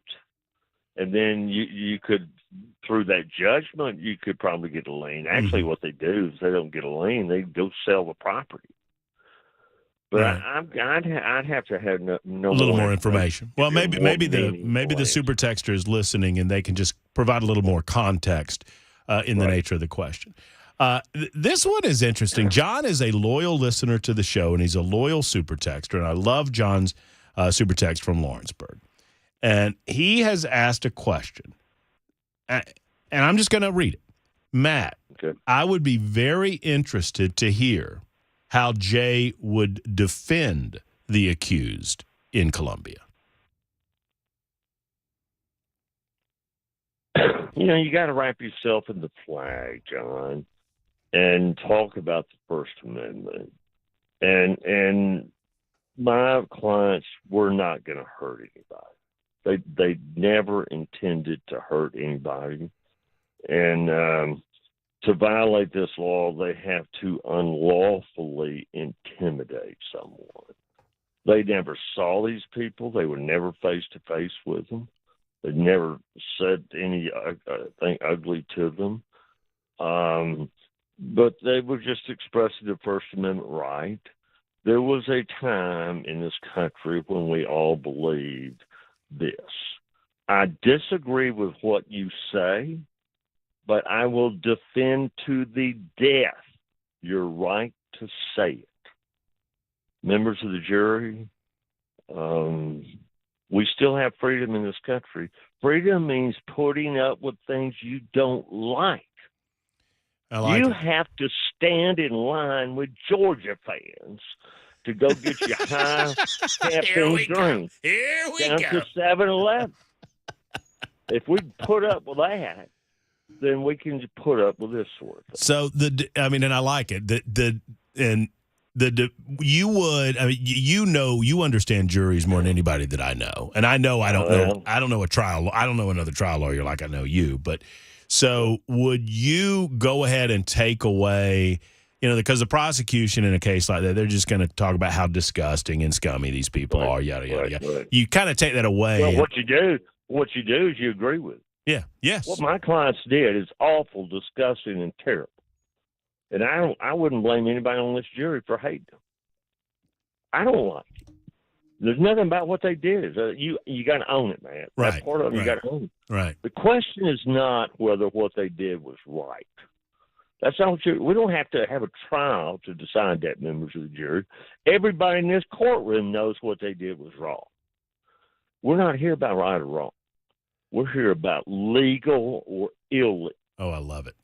In the face of the United States Constitution. Love it. I'm not saying what they did was right. I'm just saying it wasn't a crime. Well, and I would imagine that's, kind of what the defense will be. And I think you're right. You've kind of flipped me in my thinking on this. That really large lettered be warned. And then they tell them later on, you got to change your ways. No. The more I think about it and reflect on it, I'm absolutely satisfied that violates this law. Yeah, I agree with you. Jay, let me see if I got one more here. Hey, John, how'd I do on spur of the moment? That's pretty good. That was pretty good. That was pretty good arguing to a jury right off the top of your head. I like that. Jay should read for Audible. Man, oh man, you're getting a lot of love today. I'm a Yankee guy, been down here for 13 years, and I specifically tune in on Friday, mainly for his accent, but also to me, it sounds like he's had a couple of drinks. Well, I understand a couple of drinks, man, but I don't understand the accent. Every so often, people will say to me that, well, I like your accent. I sound like everybody I know sounds. Man, I don't think I have an accent. I don't think you do either. Maybe a little one, but not much. And well, I tell you what, when I was up there in New Haven, Connecticut, I got a lot of funny cereal. I got a lot of free beers too. And just for and one of our listeners, 3455, the great Phil Valentine, who we lost in 2021, used to call them Van Gogh listeners, Jay. They're only listening with the one ear. So Jay was not defending those two individuals. He was asked if he had to defend them, how could he formulate a defense that would make sense? And that's what Jay was doing. So, no, that's exactly right. And here's the equivalent of that. I was in Neyland Stadium one time, down in the south end zone where the players are going into the locker room. It's halftime now, and Coach Bryant was still coaching Alabama. I'm laying this as a predicate, and he was the last person walking off the field at halftime, and the Tennessee crowd stood up and gave him a standing ovation as he walked off the field. Really? I'll never forget that, man. Oh, wow. Just it was a remarkable moment. And so what I was going to say, it's a prelude, so that gives me permission to say this, is I think Coach Bryant said this personally. He said, I'll take mine and beat yours, or I'll take yours and beat mine. Yep. You got to be able to take either one. So one of the real marks of a lawyer is, okay, argue this side, now argue the other side. It's in debate, right? In debate, yeah. We used to do that in debate. When I was in debate for 5 years, and we would, as a training exercise, you'd have to flip. You'd spend about 30 minutes arguing one position, and then you argue the other position and beat yourself. That's how you learn it. And what we do when we're getting ready to try a big case, for a lot of money, we'll have mock juries, and a lot of times I'll go in and play the role of the plaintiff's lawyer. Mm-hmm. And then one of the best ways to learn how to defend a case is to prosecute it. I mean, that's how you get better. Metal sharpens metal.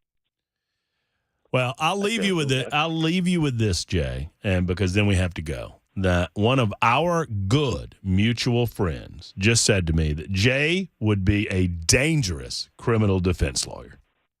And I agree with him. Dolly Parton said that? Yes. Dang. I'm blushing, man. Oh, well, you just let that carry you through the weekend, Jay. You'll play golf better than you ever have tomorrow morning. Thank you, my friend. I got a boogie. I appreciate you. Thank you, buddy. All right, take care. This is Jay St. Clair. We got to roll. It's 1:53, and I'm sorry for those of you who came up with questions at the last minute. I apologize, but we just had to move. It's 1:53, Super Talk 99.7 WTN. Back right after this.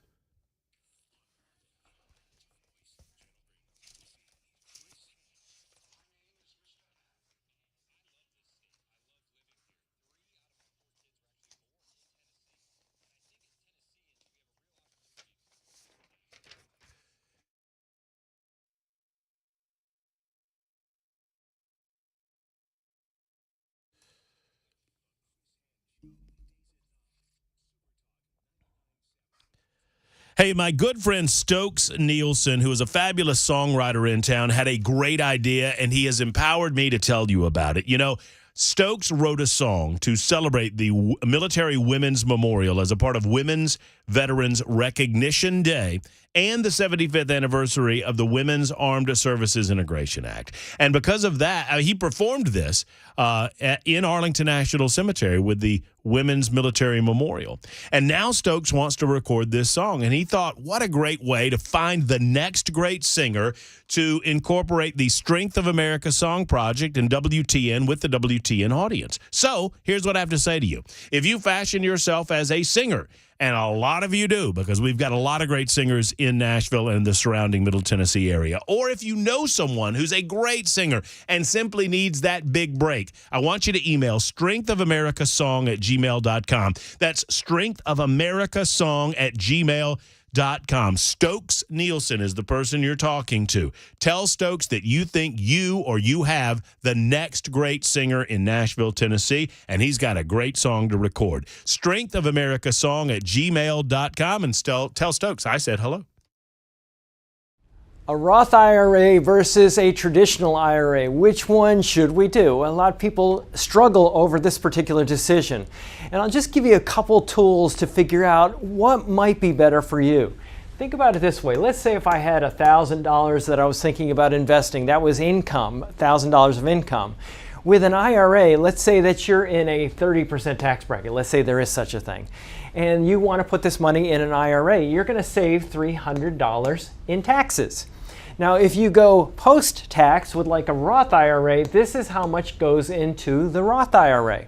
Now, let's say that later on down the road, we have this money and it didn't grow at all, just to keep the math really simple.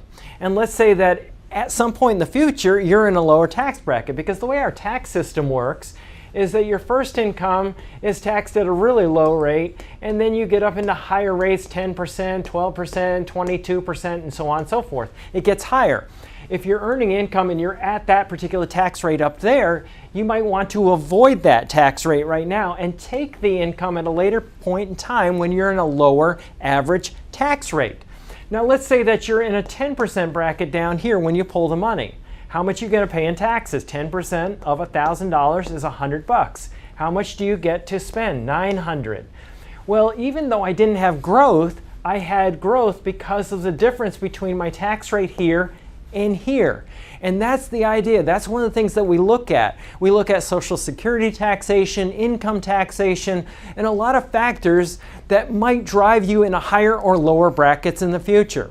If you want to learn more about our approach to investing and financial planning, go to paulwinkler.com and set up a free 15-minute phone call or call 615-851-1950.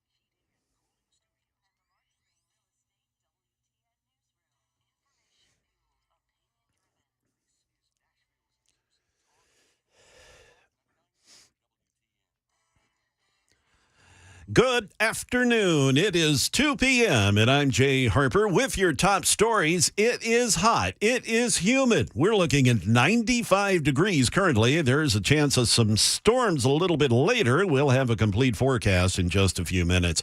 A Long Island, New York man is charged in 3 murders in connection with serial killings in New York. New York City architect Rex Heuermann, a husband and father of 2, taken into custody in connection with the murders of 3 women whose bodies were found along Long Island's Gilgo Beach. The women's bodies found covered in burlap in December of 2010. Been a long time without answers, said New York Governor Kathy Hochul. This is a day that is a long time in coming, and hopefully a day that'll bring peace to this community and to the families, peace that has been long overdue. Heuermann is also the prime suspect in a 4th victim's death. That's ABC's Dave Packer reporting. The U.S. House of Representatives passing the annual defense bill by a vote of 219 to 210, sending the $886 billion measure to the Senate. Republicans pushed through several conservative policy amendments, including eliminating diversity and inclusion offices in the military, barring the Pentagon from doing training or support for certain race-based concepts, and banning books with gender ideology from libraries. The National Defense Authorization Act has historically received bipartisan support, but most Democrats oppose the bill because of those controversial amendments. Here's House Democratic leader Hakeem Jeffries from New York State. It is woefully irresponsible that extreme MAGA Republicans have hijacked a bipartisan bill that is essential to our national security and taken it over and weaponized it in order to jam their extreme right-wing ideology down the throats of the American people. That is the latest news. Weather is on the way. I'm Jay Harper, WTN News.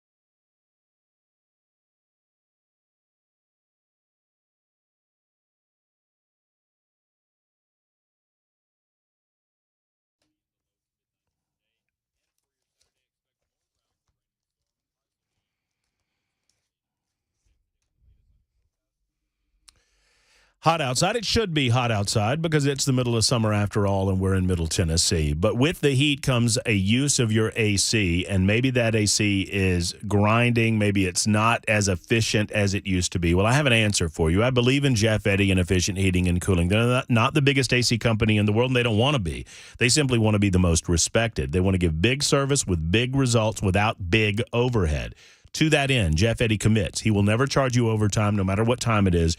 When you call him, he will come and he will charge you normal rates. It's a commitment to you. Secondarily, he promises you that if there's life left in your unit, if you have life left in that AC unit, he'll tell you that too. He'll tell you the pros and cons of replacing versus getting a little more out of your air conditioning.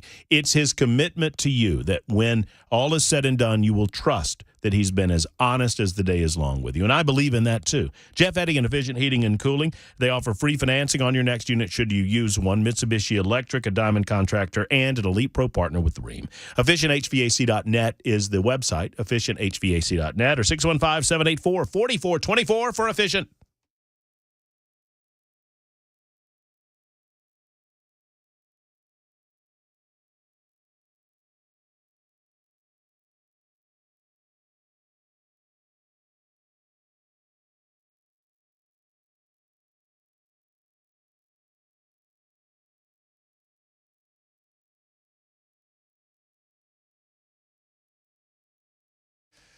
Super Talk 99.7 WTN. The Matt Murphy Show continues. Friday edition continues. Great conversation with our legal expert, Jay St. Clair, for a few moments. Get in on the conversation, 615-737-9986. And I would focus in on the super text line as opposed to the phone lines. And there's a specific reason for that, because we're honored to have a mayoral candidate in with us. And maybe you have a lot of questions for this candidate. And if so, I encourage you to get those in on the super text line. I'm excited about that. I'm excited about the mayor's race. When it was announced by Mayor Cooper that he would not be running, obviously you expected that a lot of individuals, names known to us, would jump in the race with their ideas as to how to move Nashville forward. And one of those names was Freddie O'Connell. We have had the opportunity to hold on, just get him in there. We've had an opportunity to speak with Freddie in the past. He is a Metro councilor, and he joins us now. And you were going to correct. Did I say something wrong, Freddie? The thing is, I was running last year, man. So you were running even before Cooper was out. That is correct. Well, good for you. Good afternoon. Welcome. Afternoon. Glad Thanks to be for being here. Yeah. So why are you running for mayor? The biggest thing was it was harder and harder to defend the status quo. I think the thing that really got me into the race was for anybody who lives in the part of Nashville and Davidson County where Metro is responsible for picking up your trash 2 Christmases ago, we just said, they came into a council meeting and said, we're done. We're not going to pick up your recycling anymore. And I looked around and said, wait a second. We just did the largest property tax rate increase in the history of Metro. And I know there's lawyers working on this, but you can't tell me we can't pick up people's recycling. I mean, this is a core city service. And out there for weeks, it was just kind of a problem. So I spent my own Christmas break getting a truck, taking my constituents recycling myself. And I thought, the city can do better than this. And trash pickup is obviously an important component to basic city function. Right. I'll ask some broad questions and then kind of narrow them down to more specifics. But you talk about, I think on your website, you've got 15 fixes that you discuss. What do you prioritize as maybe the top 3 things that need to be focused on in the next administration? So I think, I watched, I got to work with the Dean administration a long time ago, and you heard a pretty clear expression of what a city needs, and you start there. And so safety is sort of the bedrock on which everything is built, and we've had some good successes, and actually some of my most successful collaborations with the Cooper administration have been about policing and safety, and we can talk about that. But I think beyond that, then it is that just basic service level, the things that we expect our government to do, from filling potholes to fixing streetlights and picking up the trash on time. Beyond that, you've been in Birmingham, you've been in, I'm sure, a lot of other cities like many Nashvillians have. I grew up here, but I have had the opportunity to go to a lot of other American cities in the South and elsewhere, and we're the last city our size that doesn't have any kind of meaningful transit system. And I think it's important for us to figure out a way just to also run a basic transit system as a part of what we do as a public service offering. It occurs when talking traffic. It occurs to me, and I've lived in Atlanta, and it's brutal. Yep. I mean, gosh, it's brutal. Yeah. Anybody that's been knows it. Birmingham's pretty bad, but in a city of a metro of almost 2 million people, you get the expected kind of quags. But then you talk to folks about transit, mass transit, that would alleviate some of that. And a lot of times, they hold their hands up. Nope, I'm not. Why do you think that is? There's a disconnect between wanting to alleviate the congestion on the streets, but wanting to be a part of the solution to do that? So I will say I spent 7 years before I was on the Metro Council on the Nashville MTA Board of Directors, right? So I was on the leadership team, basically, of our transit authority here. And we found 2 things to be true. One, transit is actually popular. In fact, if you go to any district council member, any of my colleagues, and say, we're going to cut transit service, you're going to sort of hear screaming from the corners of every district. It's very unpopular to cut transit service. The hard part is when you're adding it, anytime you add it and you're not adding it to somewhere where somebody lives, they say, well, why are you adding it there and not here, right? So anytime you add it in one part of the city that another city feels left behind, that's a real challenge. Kind of a reverse of the NIMBY, right? Right. And so the other part of it is, though, and again, we used to review ridership numbers every single month. Anytime somebody sees a bus, let's say at the end of the route or at a non-peak hour, like not during rush hour, not during peak commute, not during a season when traffic is bad, or to a part of the city that a bus is traveling through that may not have a lot of stops on it. If you see a bus that has few passengers on it, that was the top complaint we ever got. Right. And I should note, and I meant to do it right off the top, that, Freddie, it's good to get to know you. We've had conversations in the past. I want to present you to the voters of Davidson County and Nashville. So while, I'm going to ask you questions that, I might disagree with some of the answers. I might disagree with your positions on things. I'm not here to debate Freddie necessarily or to argue with him. I just want Freddie to present his positions for the consumption of the Nashville folks. So I get that out there because I always get he said this and he said that. And with that in mind, why are you so against a new stadium? Come on, I'm not against a new stadium. Did you look at the deal? you on your ad, which is a very, very good ad, by the way. What is it called? It's called the Coach. The Ball. The Ball, where Freddie's a coach and the bachelorettes and the billionaires are playing against Nashville people. And you say you're the only Metro councilor running for mayor that voted against it. Why? So I don't know how much time you spent looking at the deal, but I went to multiple. So you may remember we had a whole East Bank Stadium Information Committee set up, right? My colleague Bob Mendez chaired that committee. It produced a whole lot of things. We had an opportunity as a Metro Council to submit a bunch of questions. Well, coming into the conversation last year, the very first thing we did is we put money into last year's budget to say, hey, we'd like an answer to the question of what is our existing liability? Because I think I think most of the city knows that has paid attention to this. There was a lease that already existed from the 90s when the Titans first came here that had a condition in it that said you've got to maintain a first-class stadium. That's right. All right. So that kept us till 2029 at a minimum with 2 5-year options for the Titans to unilaterally potentially extend that out to 2039. So we're on the hook for something, but we don't know what. Mm-hmm. The administration and the team asserted it was $1.8 billion. I'm in the community of folks that looked at the existing revenue streams, looked at what was potential, remembered when the Titans came to me and a few of my colleagues and said, we'd like to propose a package of $600 million in upgrades. And I said, well, wait a second here.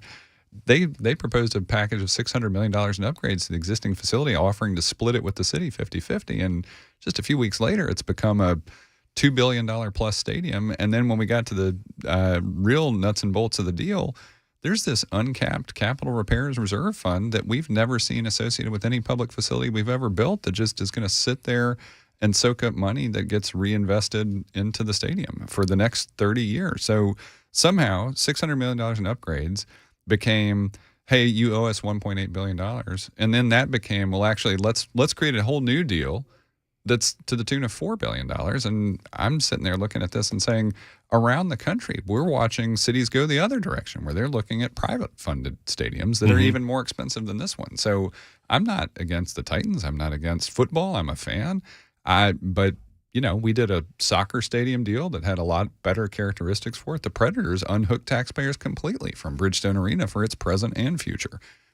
This was a place that my colleague Brandon Taylor showed by getting an amendment on there that could extract some of the rent in the way that the Predators do, that we had room to negotiate. Now, they watered down there are things in the deal, though, that you get that would not have happened by continuing the current agreement. And by every person, every person that I've talked to believes that, and I wasn't here, I think you were a part of Metro government, but the 1990s agreement was just a bad deal. Would you agree that it was a bad deal? Especially in retrospect and understanding where it has left us now. Now, I will tell you, I do not understand, because a lot of this part happened before I was involved in Metro, exactly when and where the responsibility was for, hey, we should really fix some of the concrete over here, or we should make this thing leak a little less. Right. Those kinds of moments. We should keep the field from freezing, during the winter, that kind of stuff. I don't know in the finger pointing process sort of which parts of that Metro should have been saying to the team, hey, you guys need to do this, versus the team saying, hey, we're going to fix this and invoice you and all that. That part is still. But in this current deal, the city at least gets back what is set to become the most valuable property in Middle Tennessee. So here's the wrinkle, though. It was possible to redevelop this land previously, and it's not bad. In fact, it's probably, to your point, better for Metro to be the master developer. I think the issue was, for years, River North wasn't much. PSC Metals is obviously still a riverfront eyesore, or SA Recycling now. And there's been a lot of interest through the years in trying to figure that part out. So the entire East Bank wasn't really worth redeveloping in the eyes of most of the major property owners over there. As soon as River North happened, and as soon as Oracle began investing hundreds of millions of dollars up there, well, suddenly there was a lot more interest in starting to redevelop the land around the Titans footprint. Now, whether it's the team or, the team in combination with Metro and some of the other property owners there versus Metro being primary redeveloper of 130 acres, I mean, you can argue which of those scenarios is better. It will be something that is an incredibly important and incredibly interesting project for the next mayor now that we are here.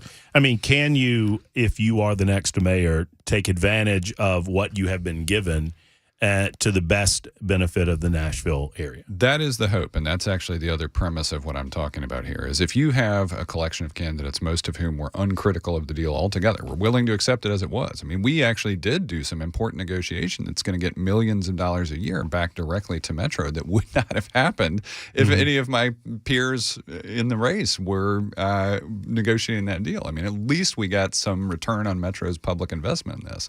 I mean, and this was truly the largest public subsidy for a stadium in the history of the NFL. But now we actually, to Mayor Cooper's credit, one of the best things that we produced last year is that East Bank Vision Plan. And that has pretty ambitious affordable housing targets in it. It's got a pretty robust infrastructure picture and kind of connections up into River North, out into East Nashville, across the river this way, and down into what might be a future of PSC Metals. And if we get all of those things right, yeah, but the trick for the next mayor is going to have to be, in a walk and chew gum scenario, we've got to do all of that, some of which we will be on the hook for. Some of the infrastructure there, we as Metro taxpayers will have to commit to. The Titans want to play football in the new stadium in 2027. It's going to occupy most of the first term of a mayor to have a capital approach to that East Bank in the Titans footprint that's going to be a 4-year, every single year, we're going to be investing capital over there. So we have to show the other 500 square miles of Nashville that we're still able to do the things like parks and libraries and schools and roads and sidewalks. So in the same vein, and there's so much more there's so much other stuff to talk about, but I know that I have personal interest in this because I'm a auto racing fan, I'm a NASCAR fan. Let's talk about the Nashville Fairgrounds. Yeah. Where are you on this proposal? So it's interesting because I got to be honest, with the race and other things that I've been working on to close out the council term, because I'm finishing up. We've got a handful of more council meetings we'll go through this month in August, and then we're done with the term. But, in the way that the Titans, we knew that was going to be a conversation that would conclude in this moment. It hasn't been clear to me that the racetrack deal is going to come to Metro Council in a way that we have to seriously consider it. So in the process of, just prioritizing the things I have to focus on, I have not gone through that with a fine-tooth comb in the way that I did the Titans deal. It's still arguable that we won't consider it, but I'll tell you my overall outlook on the fairgrounds and the racetrack. I grew up here and could hear the Speedway from my house when I was a kid. It's kind of cool. Now, I was also an enthusiast of the state fair and maintaining a footprint at the fairgrounds, that it's still a fairgrounds, right?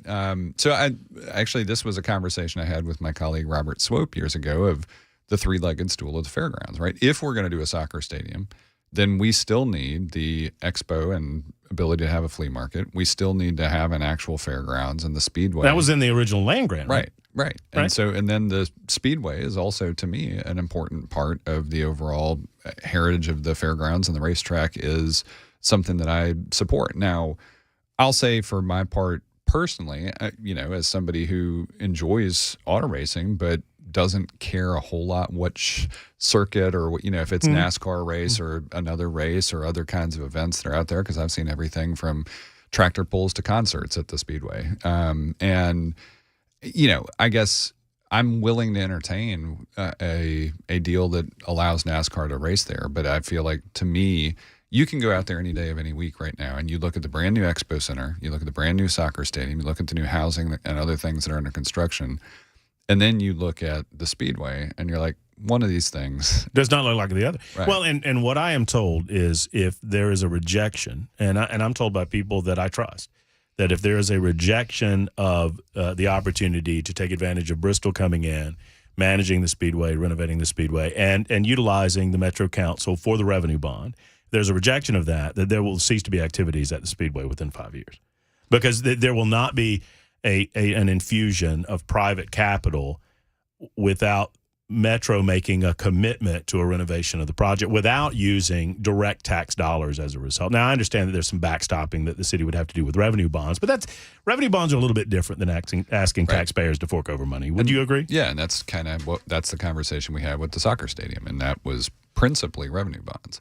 It is my understanding that the principals within the confines of the soccer stadium are primarily against the renovation of the Speedway, not because soccer and auto racing is necessarily in conflict with one another. It's more about two 30,000-ish seat stadiums being right next door to one another and competing for that. And I can, if we look at the entire picture of the fairgrounds, I guess that's one of the things I was going to dig into with the deal, and maybe will again, because I have to your point, I have a feeling, we've got 3 council meetings left in this term, right? I don't know. This next meeting that we've got next week is the last time you can get a bill on first reading and have any hope of passing it this term. So if something doesn't happen here, or if we don't see there's been this issue of scheduling a community meeting and all these other things that are the timing of the deal proposals that are on the table. If it doesn't happen this term, I mean, I will say, to your point, the next mayor will also have to come up with a fairgrounds plan, and specifically a plan for what is going to happen with the Speedway. So it's either going to be an operator comes in, NASCAR, Bristol Motorsports, or whoever else as an operator, and to your point, brings a public-private partnership to the table, or Metro figures out whatever our pathway to capital investment is. But I don't want to be in a position. Look at where we are with the old Greer Stadium right now. Right? Mm-hmm. I mean, it's been out there, got demolished 4 years ago, and that place is just a pile of weeds. Right. And that's not good for anybody either. Quick timeout. Freddie O'Connell's running for mayor. He's in our studio today talking about issues affecting the folks of Nashville. We'll be back in a quick moment. It's 2:23 on Super Talk.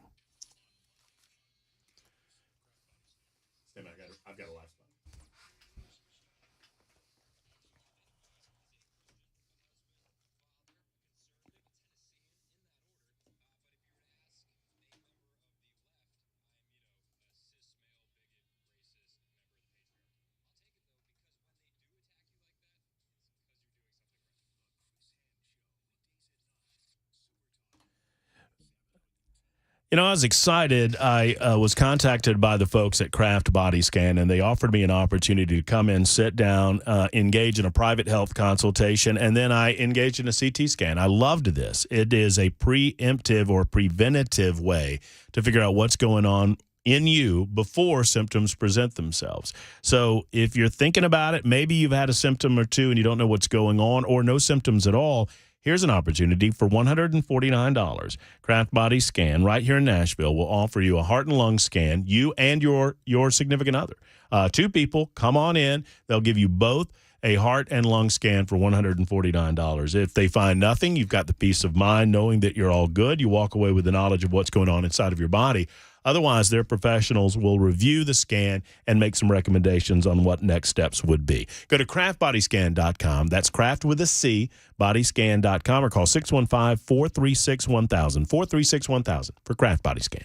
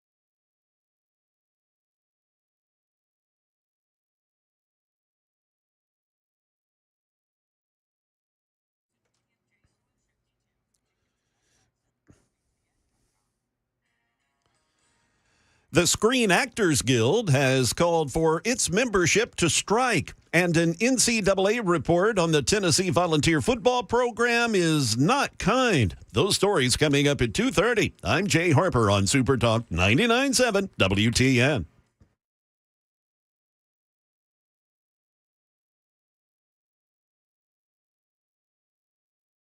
Super Talk 99.7 WTN. Matt Murphy with you. Our final hour on this Friday. We'll call it a weekend and hand off to the drive with Brian Wilson coming up momentarily. A couple of minutes left in this segment, 2 or 3 minutes left in this segment, and Freddie O'Connell is going to stick around for yet another segment, continuing to talk about the issues surrounding the Nashville mayor's race, covering the stadium deal and the racetrack deal, and we move on to a couple of other matters. You know, I mentioned the ad, and I thought it's a well done ad.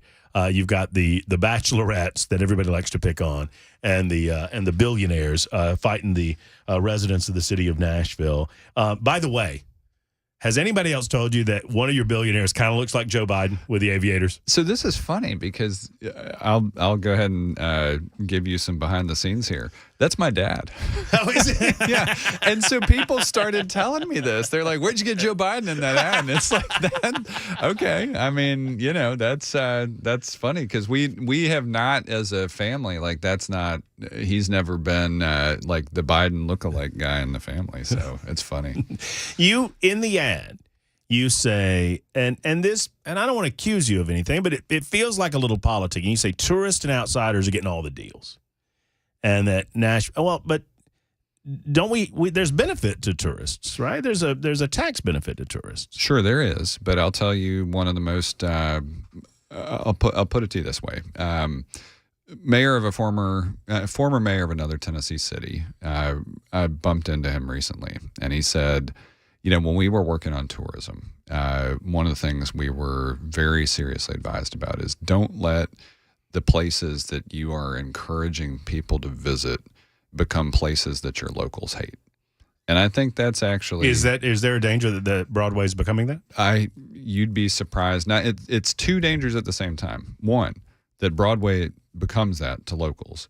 Two, that Broadway becomes synonymous with what downtown is. Like I was just talking to a guy at early voting today. I was out at Hermitage, which is where I voted this morning. And guy sits down next to me on a bench at the library out there and says, you know, I used to go down to the First Art Museum, but I don't go down there anymore. And that's at the other end of Broadway from the entertainment district. But if we're losing local voters, local residents from the ecosystem that we tried to build down there with a brand new Country Music Hall of Fame and museum, with a brand new symphony center, with a you know, kind of the first of its kind in Nashville as an art museum, and then bring in a redeveloped convention center, which is, you know, not as much for Nashvilleians, but still has a lot of community events in it.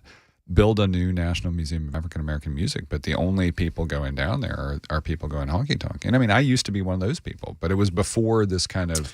You know, it was my, you know, and I was a little too young and wet behind the ears when this suggestion came up. But, you know, I understand the value of the history of a place and holding on to history that you can never recapture if you lose it. And when the Ernest Tubb Record Shop closed, yeah, and you know, I call it, the first word that came to mind was threat, but the suggestion was that it was going to be made to another bar. And I was like, guys, you got plenty. I'm not telling you how to do your business, and it's a private deal, but there's only one Ernest Tubb Record Shop, and there are plenty of bars down there.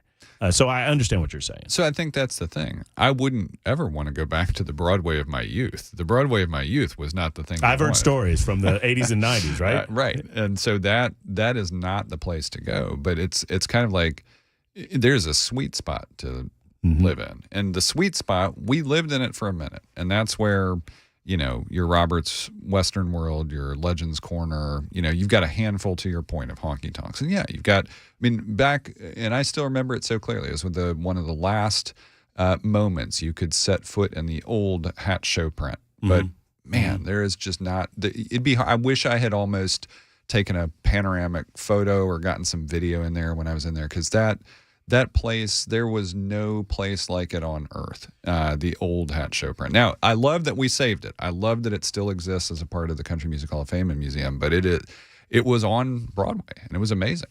You know, a question that we want to ask you right after the break is one of the homelessness and crime, which I think fits right into what we are talking about. We'll discuss that in a moment with Freddie O'Connell. The Matt Murphy Show continues. Quick timeout for news. It's 2:32 on Super Talk. Thanks.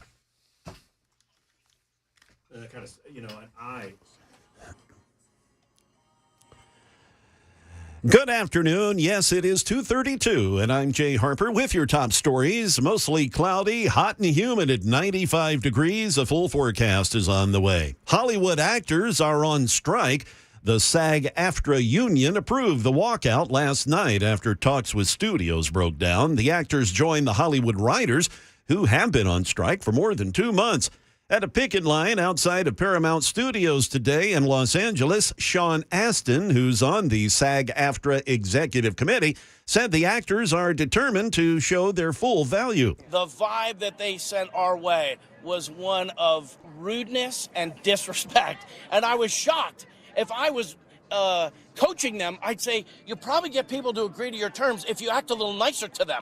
The NCAA fined the University of Tennessee football program more than $8 million today and issued a scathing report outlining more than 200 infractions during the 3-year tenure of former football coach Jeremy Pruitt. The Volunteers escaped a postseason ban.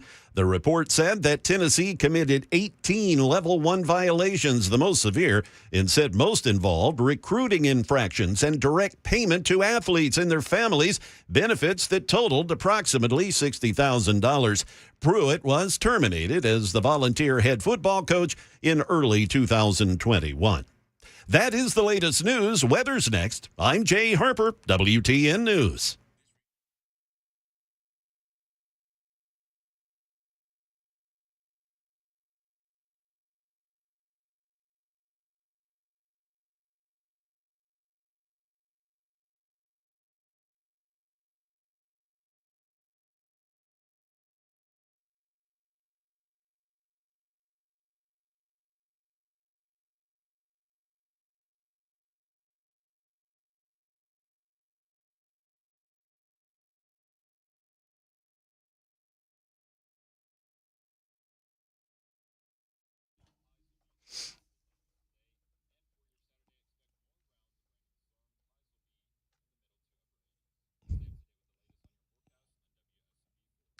Defense Systems is a life safety and security consultation firm based right here in Middle Tennessee. Brink Fiddler served as a Metro Nashville police officer for almost 2 decades.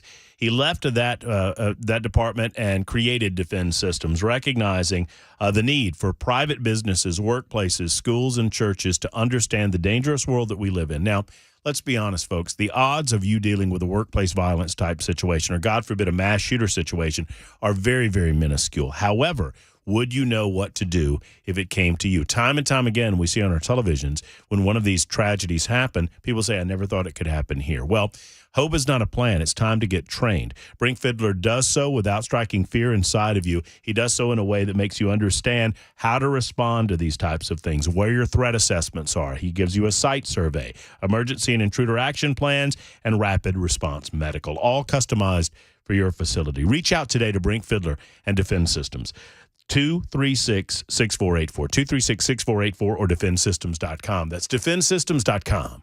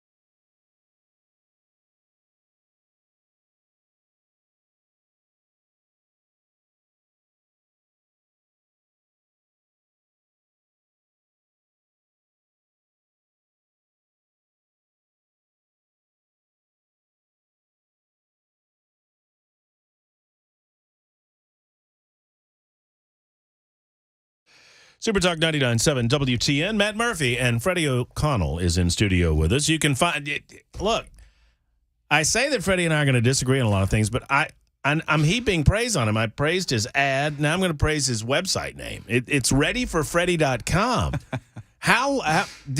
Were there any alcoholic beverages involved in coming up with the name readyforfreddie.com? That's great. That's good stuff. Just a couple of good friends who all independently claim credit for it. So, Well, you can find out more about Freddie's run for mayor at readyforfreddie.com. So I want to throw one thing out that I want to circle back to, because we were talking about tourism and the money that comes into this. Because I come from Birmingham, Alabama. Alabama has a state income tax, and I try to remind, particularly some of my more conservative listeners, that some of these private-public partnerships that draw in tourism dollars are a safety net to protect us against the cause for a state income tax, right? So don't misunderstand any of this. Yeah. I have been the steward of the greatest economic engine for not just the city and the state for the past 8 years. You better believe I care about our revenue capacity and the ability to generate revenue from property taxes. RNC too hot to touch?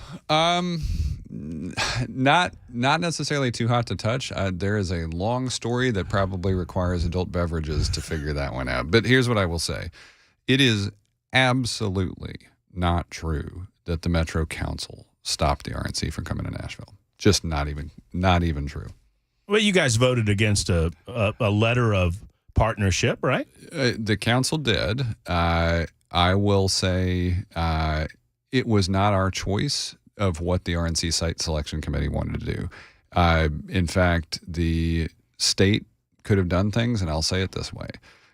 Trump came to Nashville twice for big rallies. The NRA came to the convention center, brought 80,000 people. Metro Council never voted on those.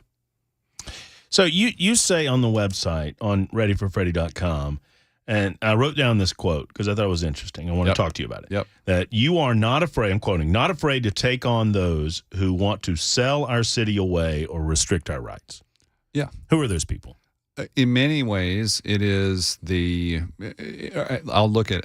we'll come back to the stadium conversation, because to me, this is about, off the air a little bit, we were talking about kind of the current and future of Broadway. To me, Music City is, and the best operators down there, the people that actually care about what they're doing, they are the ones that are trying to hang on to Music City and actually have people come into those establishments to hear something other than a crappy cover band, right? I mean, when I used to go honky-tonky, you'd go listen to Brazil Billy at Roberts. I mean, the house bands were good enough that you'd come in and they'd go get record deals. BR549. So these are entities that are just want to come in quick, make the money they can make, get out of Dodge, and leave the city for. If you go look at who has invested the most in Lower Broadway, it is not people from around here that have been there for a long time doing business. It is some of the people kind of rubber stamping this process. And, same thing. It's like if you go look around at the sheer number, again, on the theme of Music City, the independent music venues that we have lost over the past few years, everything from, I grew up going to 328 Performance Hall, and Starwood Amphitheater. But if you look now, Exit In will survive, right? In some form or fashion, we hope. Yeah. When it reopens, I'll be one of the people in line for one of the first great shows to go see there. But right across the street was the End. We're still waiting to see what's going to happen with Cannery Ballroom, High Watt, and all of that complex over there. And I just used to feel like I could throw a dart at a map of Nashville and you're going to hit a neighborhood and a community that has a place to go see live music. That's a little harder now. And some of it is we've watched property values increase. So it's fundamentally, if you don't own the building you're in, it's a tougher place to be. So you kind of, and I don't want to put words in your mouth, but I talk about this all the time. Don't let the mom and pops get consumed by the Walmarts. And you feel like kind of the Walmarts of country music are consuming some of the more mom and pop shops. Is that a decent way of putting it? I think that's a reasonable way of looking at it, is that we have had a history. And if you look at even Music Row, right, there was this conversation about right before I took office, the Metro Planning Commission, which, is the first stop for any of our land use decisions, did something I've never seen them do. They did an 18-month pause on all rezoning activity up and down Music Row. And it was right around the time when a group of people came in and saved Studio A, right? And the Country Music Hall of Fame Museum now owns Studio B. So you still got a little footprint of this old piece of Nashville on Music Row. And I think having that, the music-based businesses be there instead of kind of, again, like this idea of sort of cheap, build it, flip it apartments be what was about to happen to all of Music Row, that became a project of 8 years for me. All right, we've got 8 or 9 minutes and so many subjects to get to. And we have crime, homelessness, affordable housing. So I'm going to start with homelessness. I mean, every major metropolitan area in the United States of America deals with its with the homeless population, and a lot of that is through mental or physical disability. And obviously, you want to, as a city, reach out to those individuals and help them as best you can. But it seems to me, the people that have lived here longer than me, that it's a growing issue. I've seen some efforts on the part of the current administration and part of maybe the Metro Council had a little things to do with this. Brookmead Park comes to mind, the cleaning of Brook. Were you supportive of what happened with Brookmead Park? So here's what I'll tell you.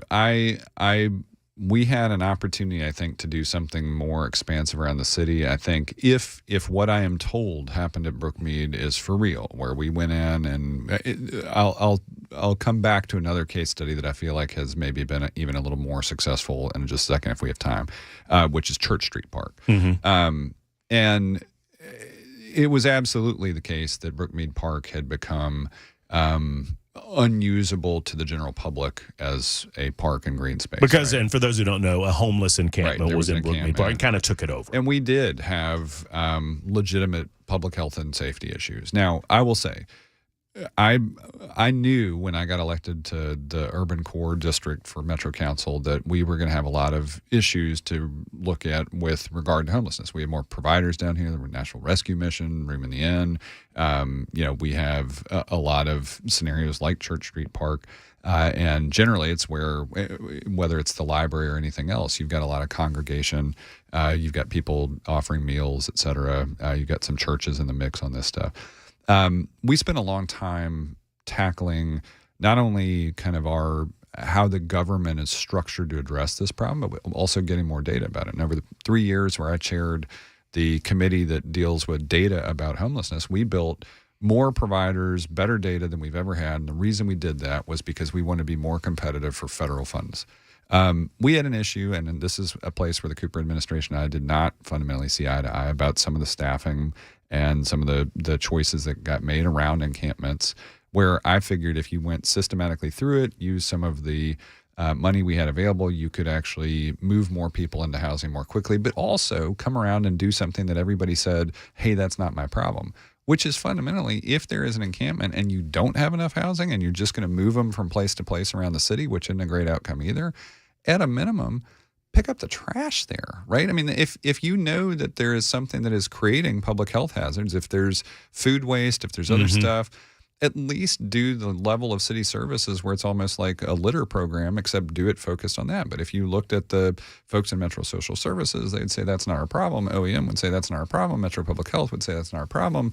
And you had NDOT and Metro Water, which now does our solid waste, and say that's not our problem. And I'd say, well, okay, then what you're going to get is you're going to get all of these places to be things that really do have public health and safety problems. If they look unmaintained, they're going to stay that way. So that was an issue that I think we could have resolved more effectively around the camps area. But so what ended up happening was we had kind of a mass resignation out of our homeless impact division.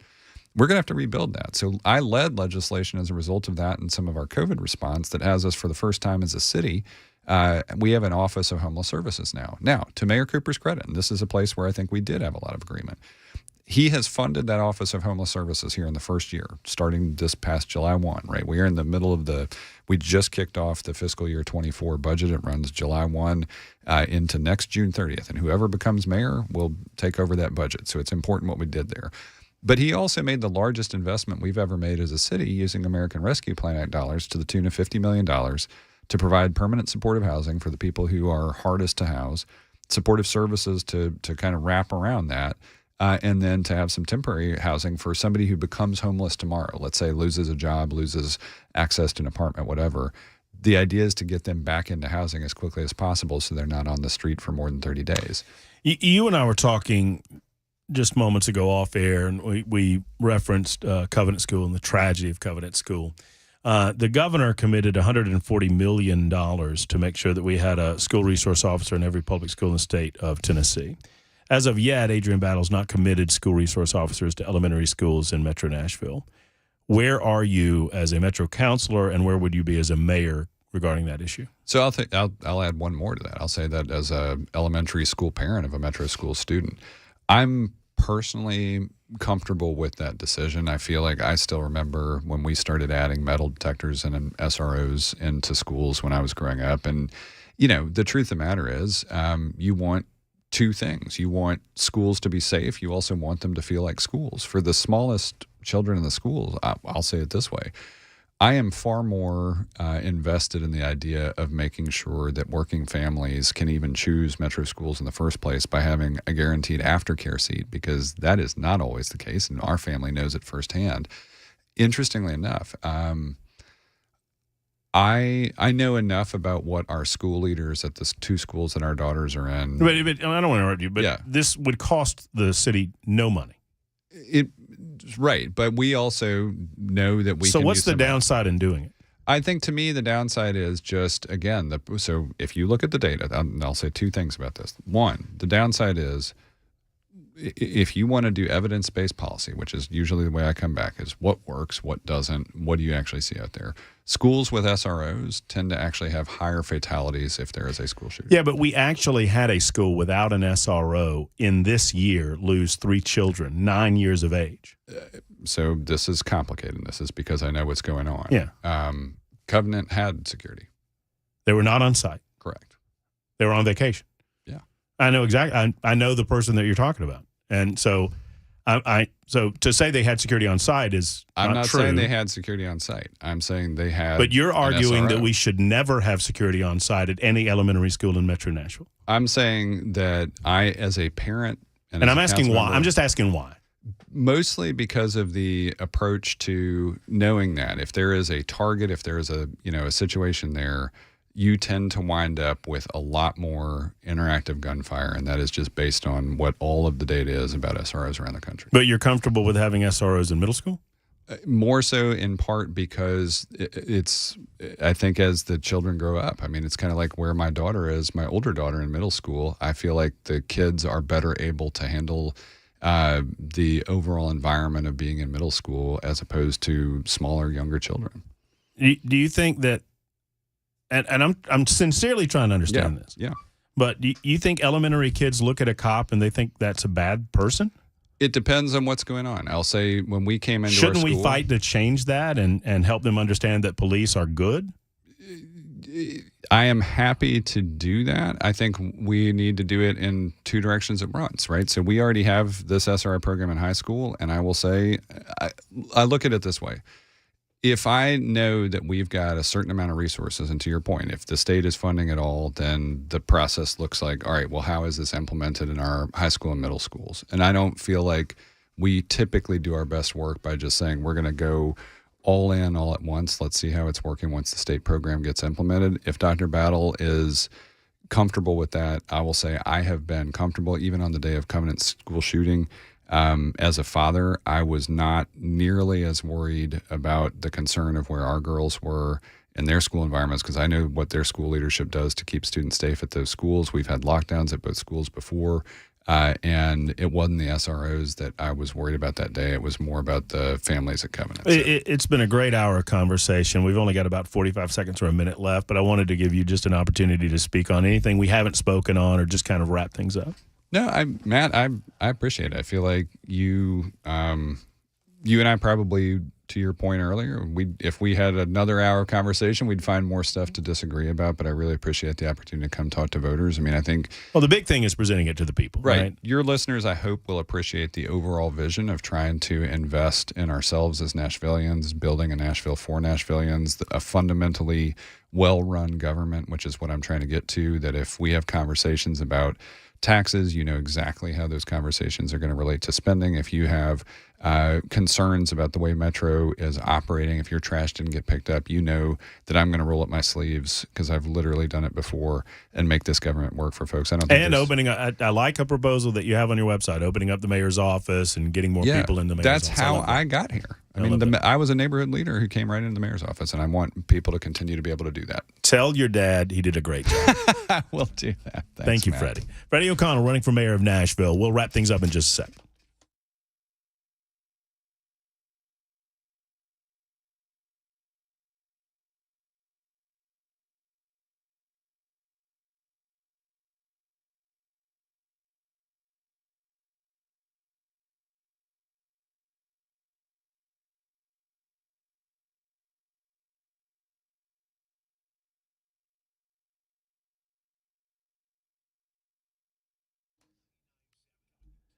Hey, friends, Matt Murphy for the Tennessee Men's Clinic. Gentlemen, are you feeling sluggish or run down? Do you not feel yourself? Do you not understand why? Well, I can tell you who does, and that's Tennessee Men's Clinic. If you go to Tennessee Men's Clinic, they're going to sit down with you and talk to you about just a couple of items. Are you feeling low energy? Are you feeling run down? Do you not want to go to the gym? Maybe, just maybe, you've had some bedroom issues. No shame in that game because half the men in America will have at some time or another some of those types of issues. Well, they can help. Let's get the problem solved. Don't avoid it. Don't stick your head in the sand. Let's solve that issue and get back to life with the Tennessee Men's Clinic, and they can do just that. They'll get a little blood work. They'll put you through the paces, and here we go. TennesseeMen'sClinic.com. That's TennesseeMen'sClinic.com. 2 locations to serve you. One in Franklin in Cool Springs. The other right in Nashville in Midtown. Give them a call at 615-208-9090, 208-9090 for Tennessee Men's Clinic. A Roth IRA versus a traditional IRA. Which one should we do? A lot of people struggle over this particular decision. And I'll just give you a couple tools to figure out what might be better for you. Think about it this way. Let's say if I had $1,000 that I was thinking about investing, that was income, $1,000 of income. With an IRA, let's say that you're in a 30% tax bracket. Let's say there is such a thing. And you want to put this money in an IRA. You're going to save $300 in taxes.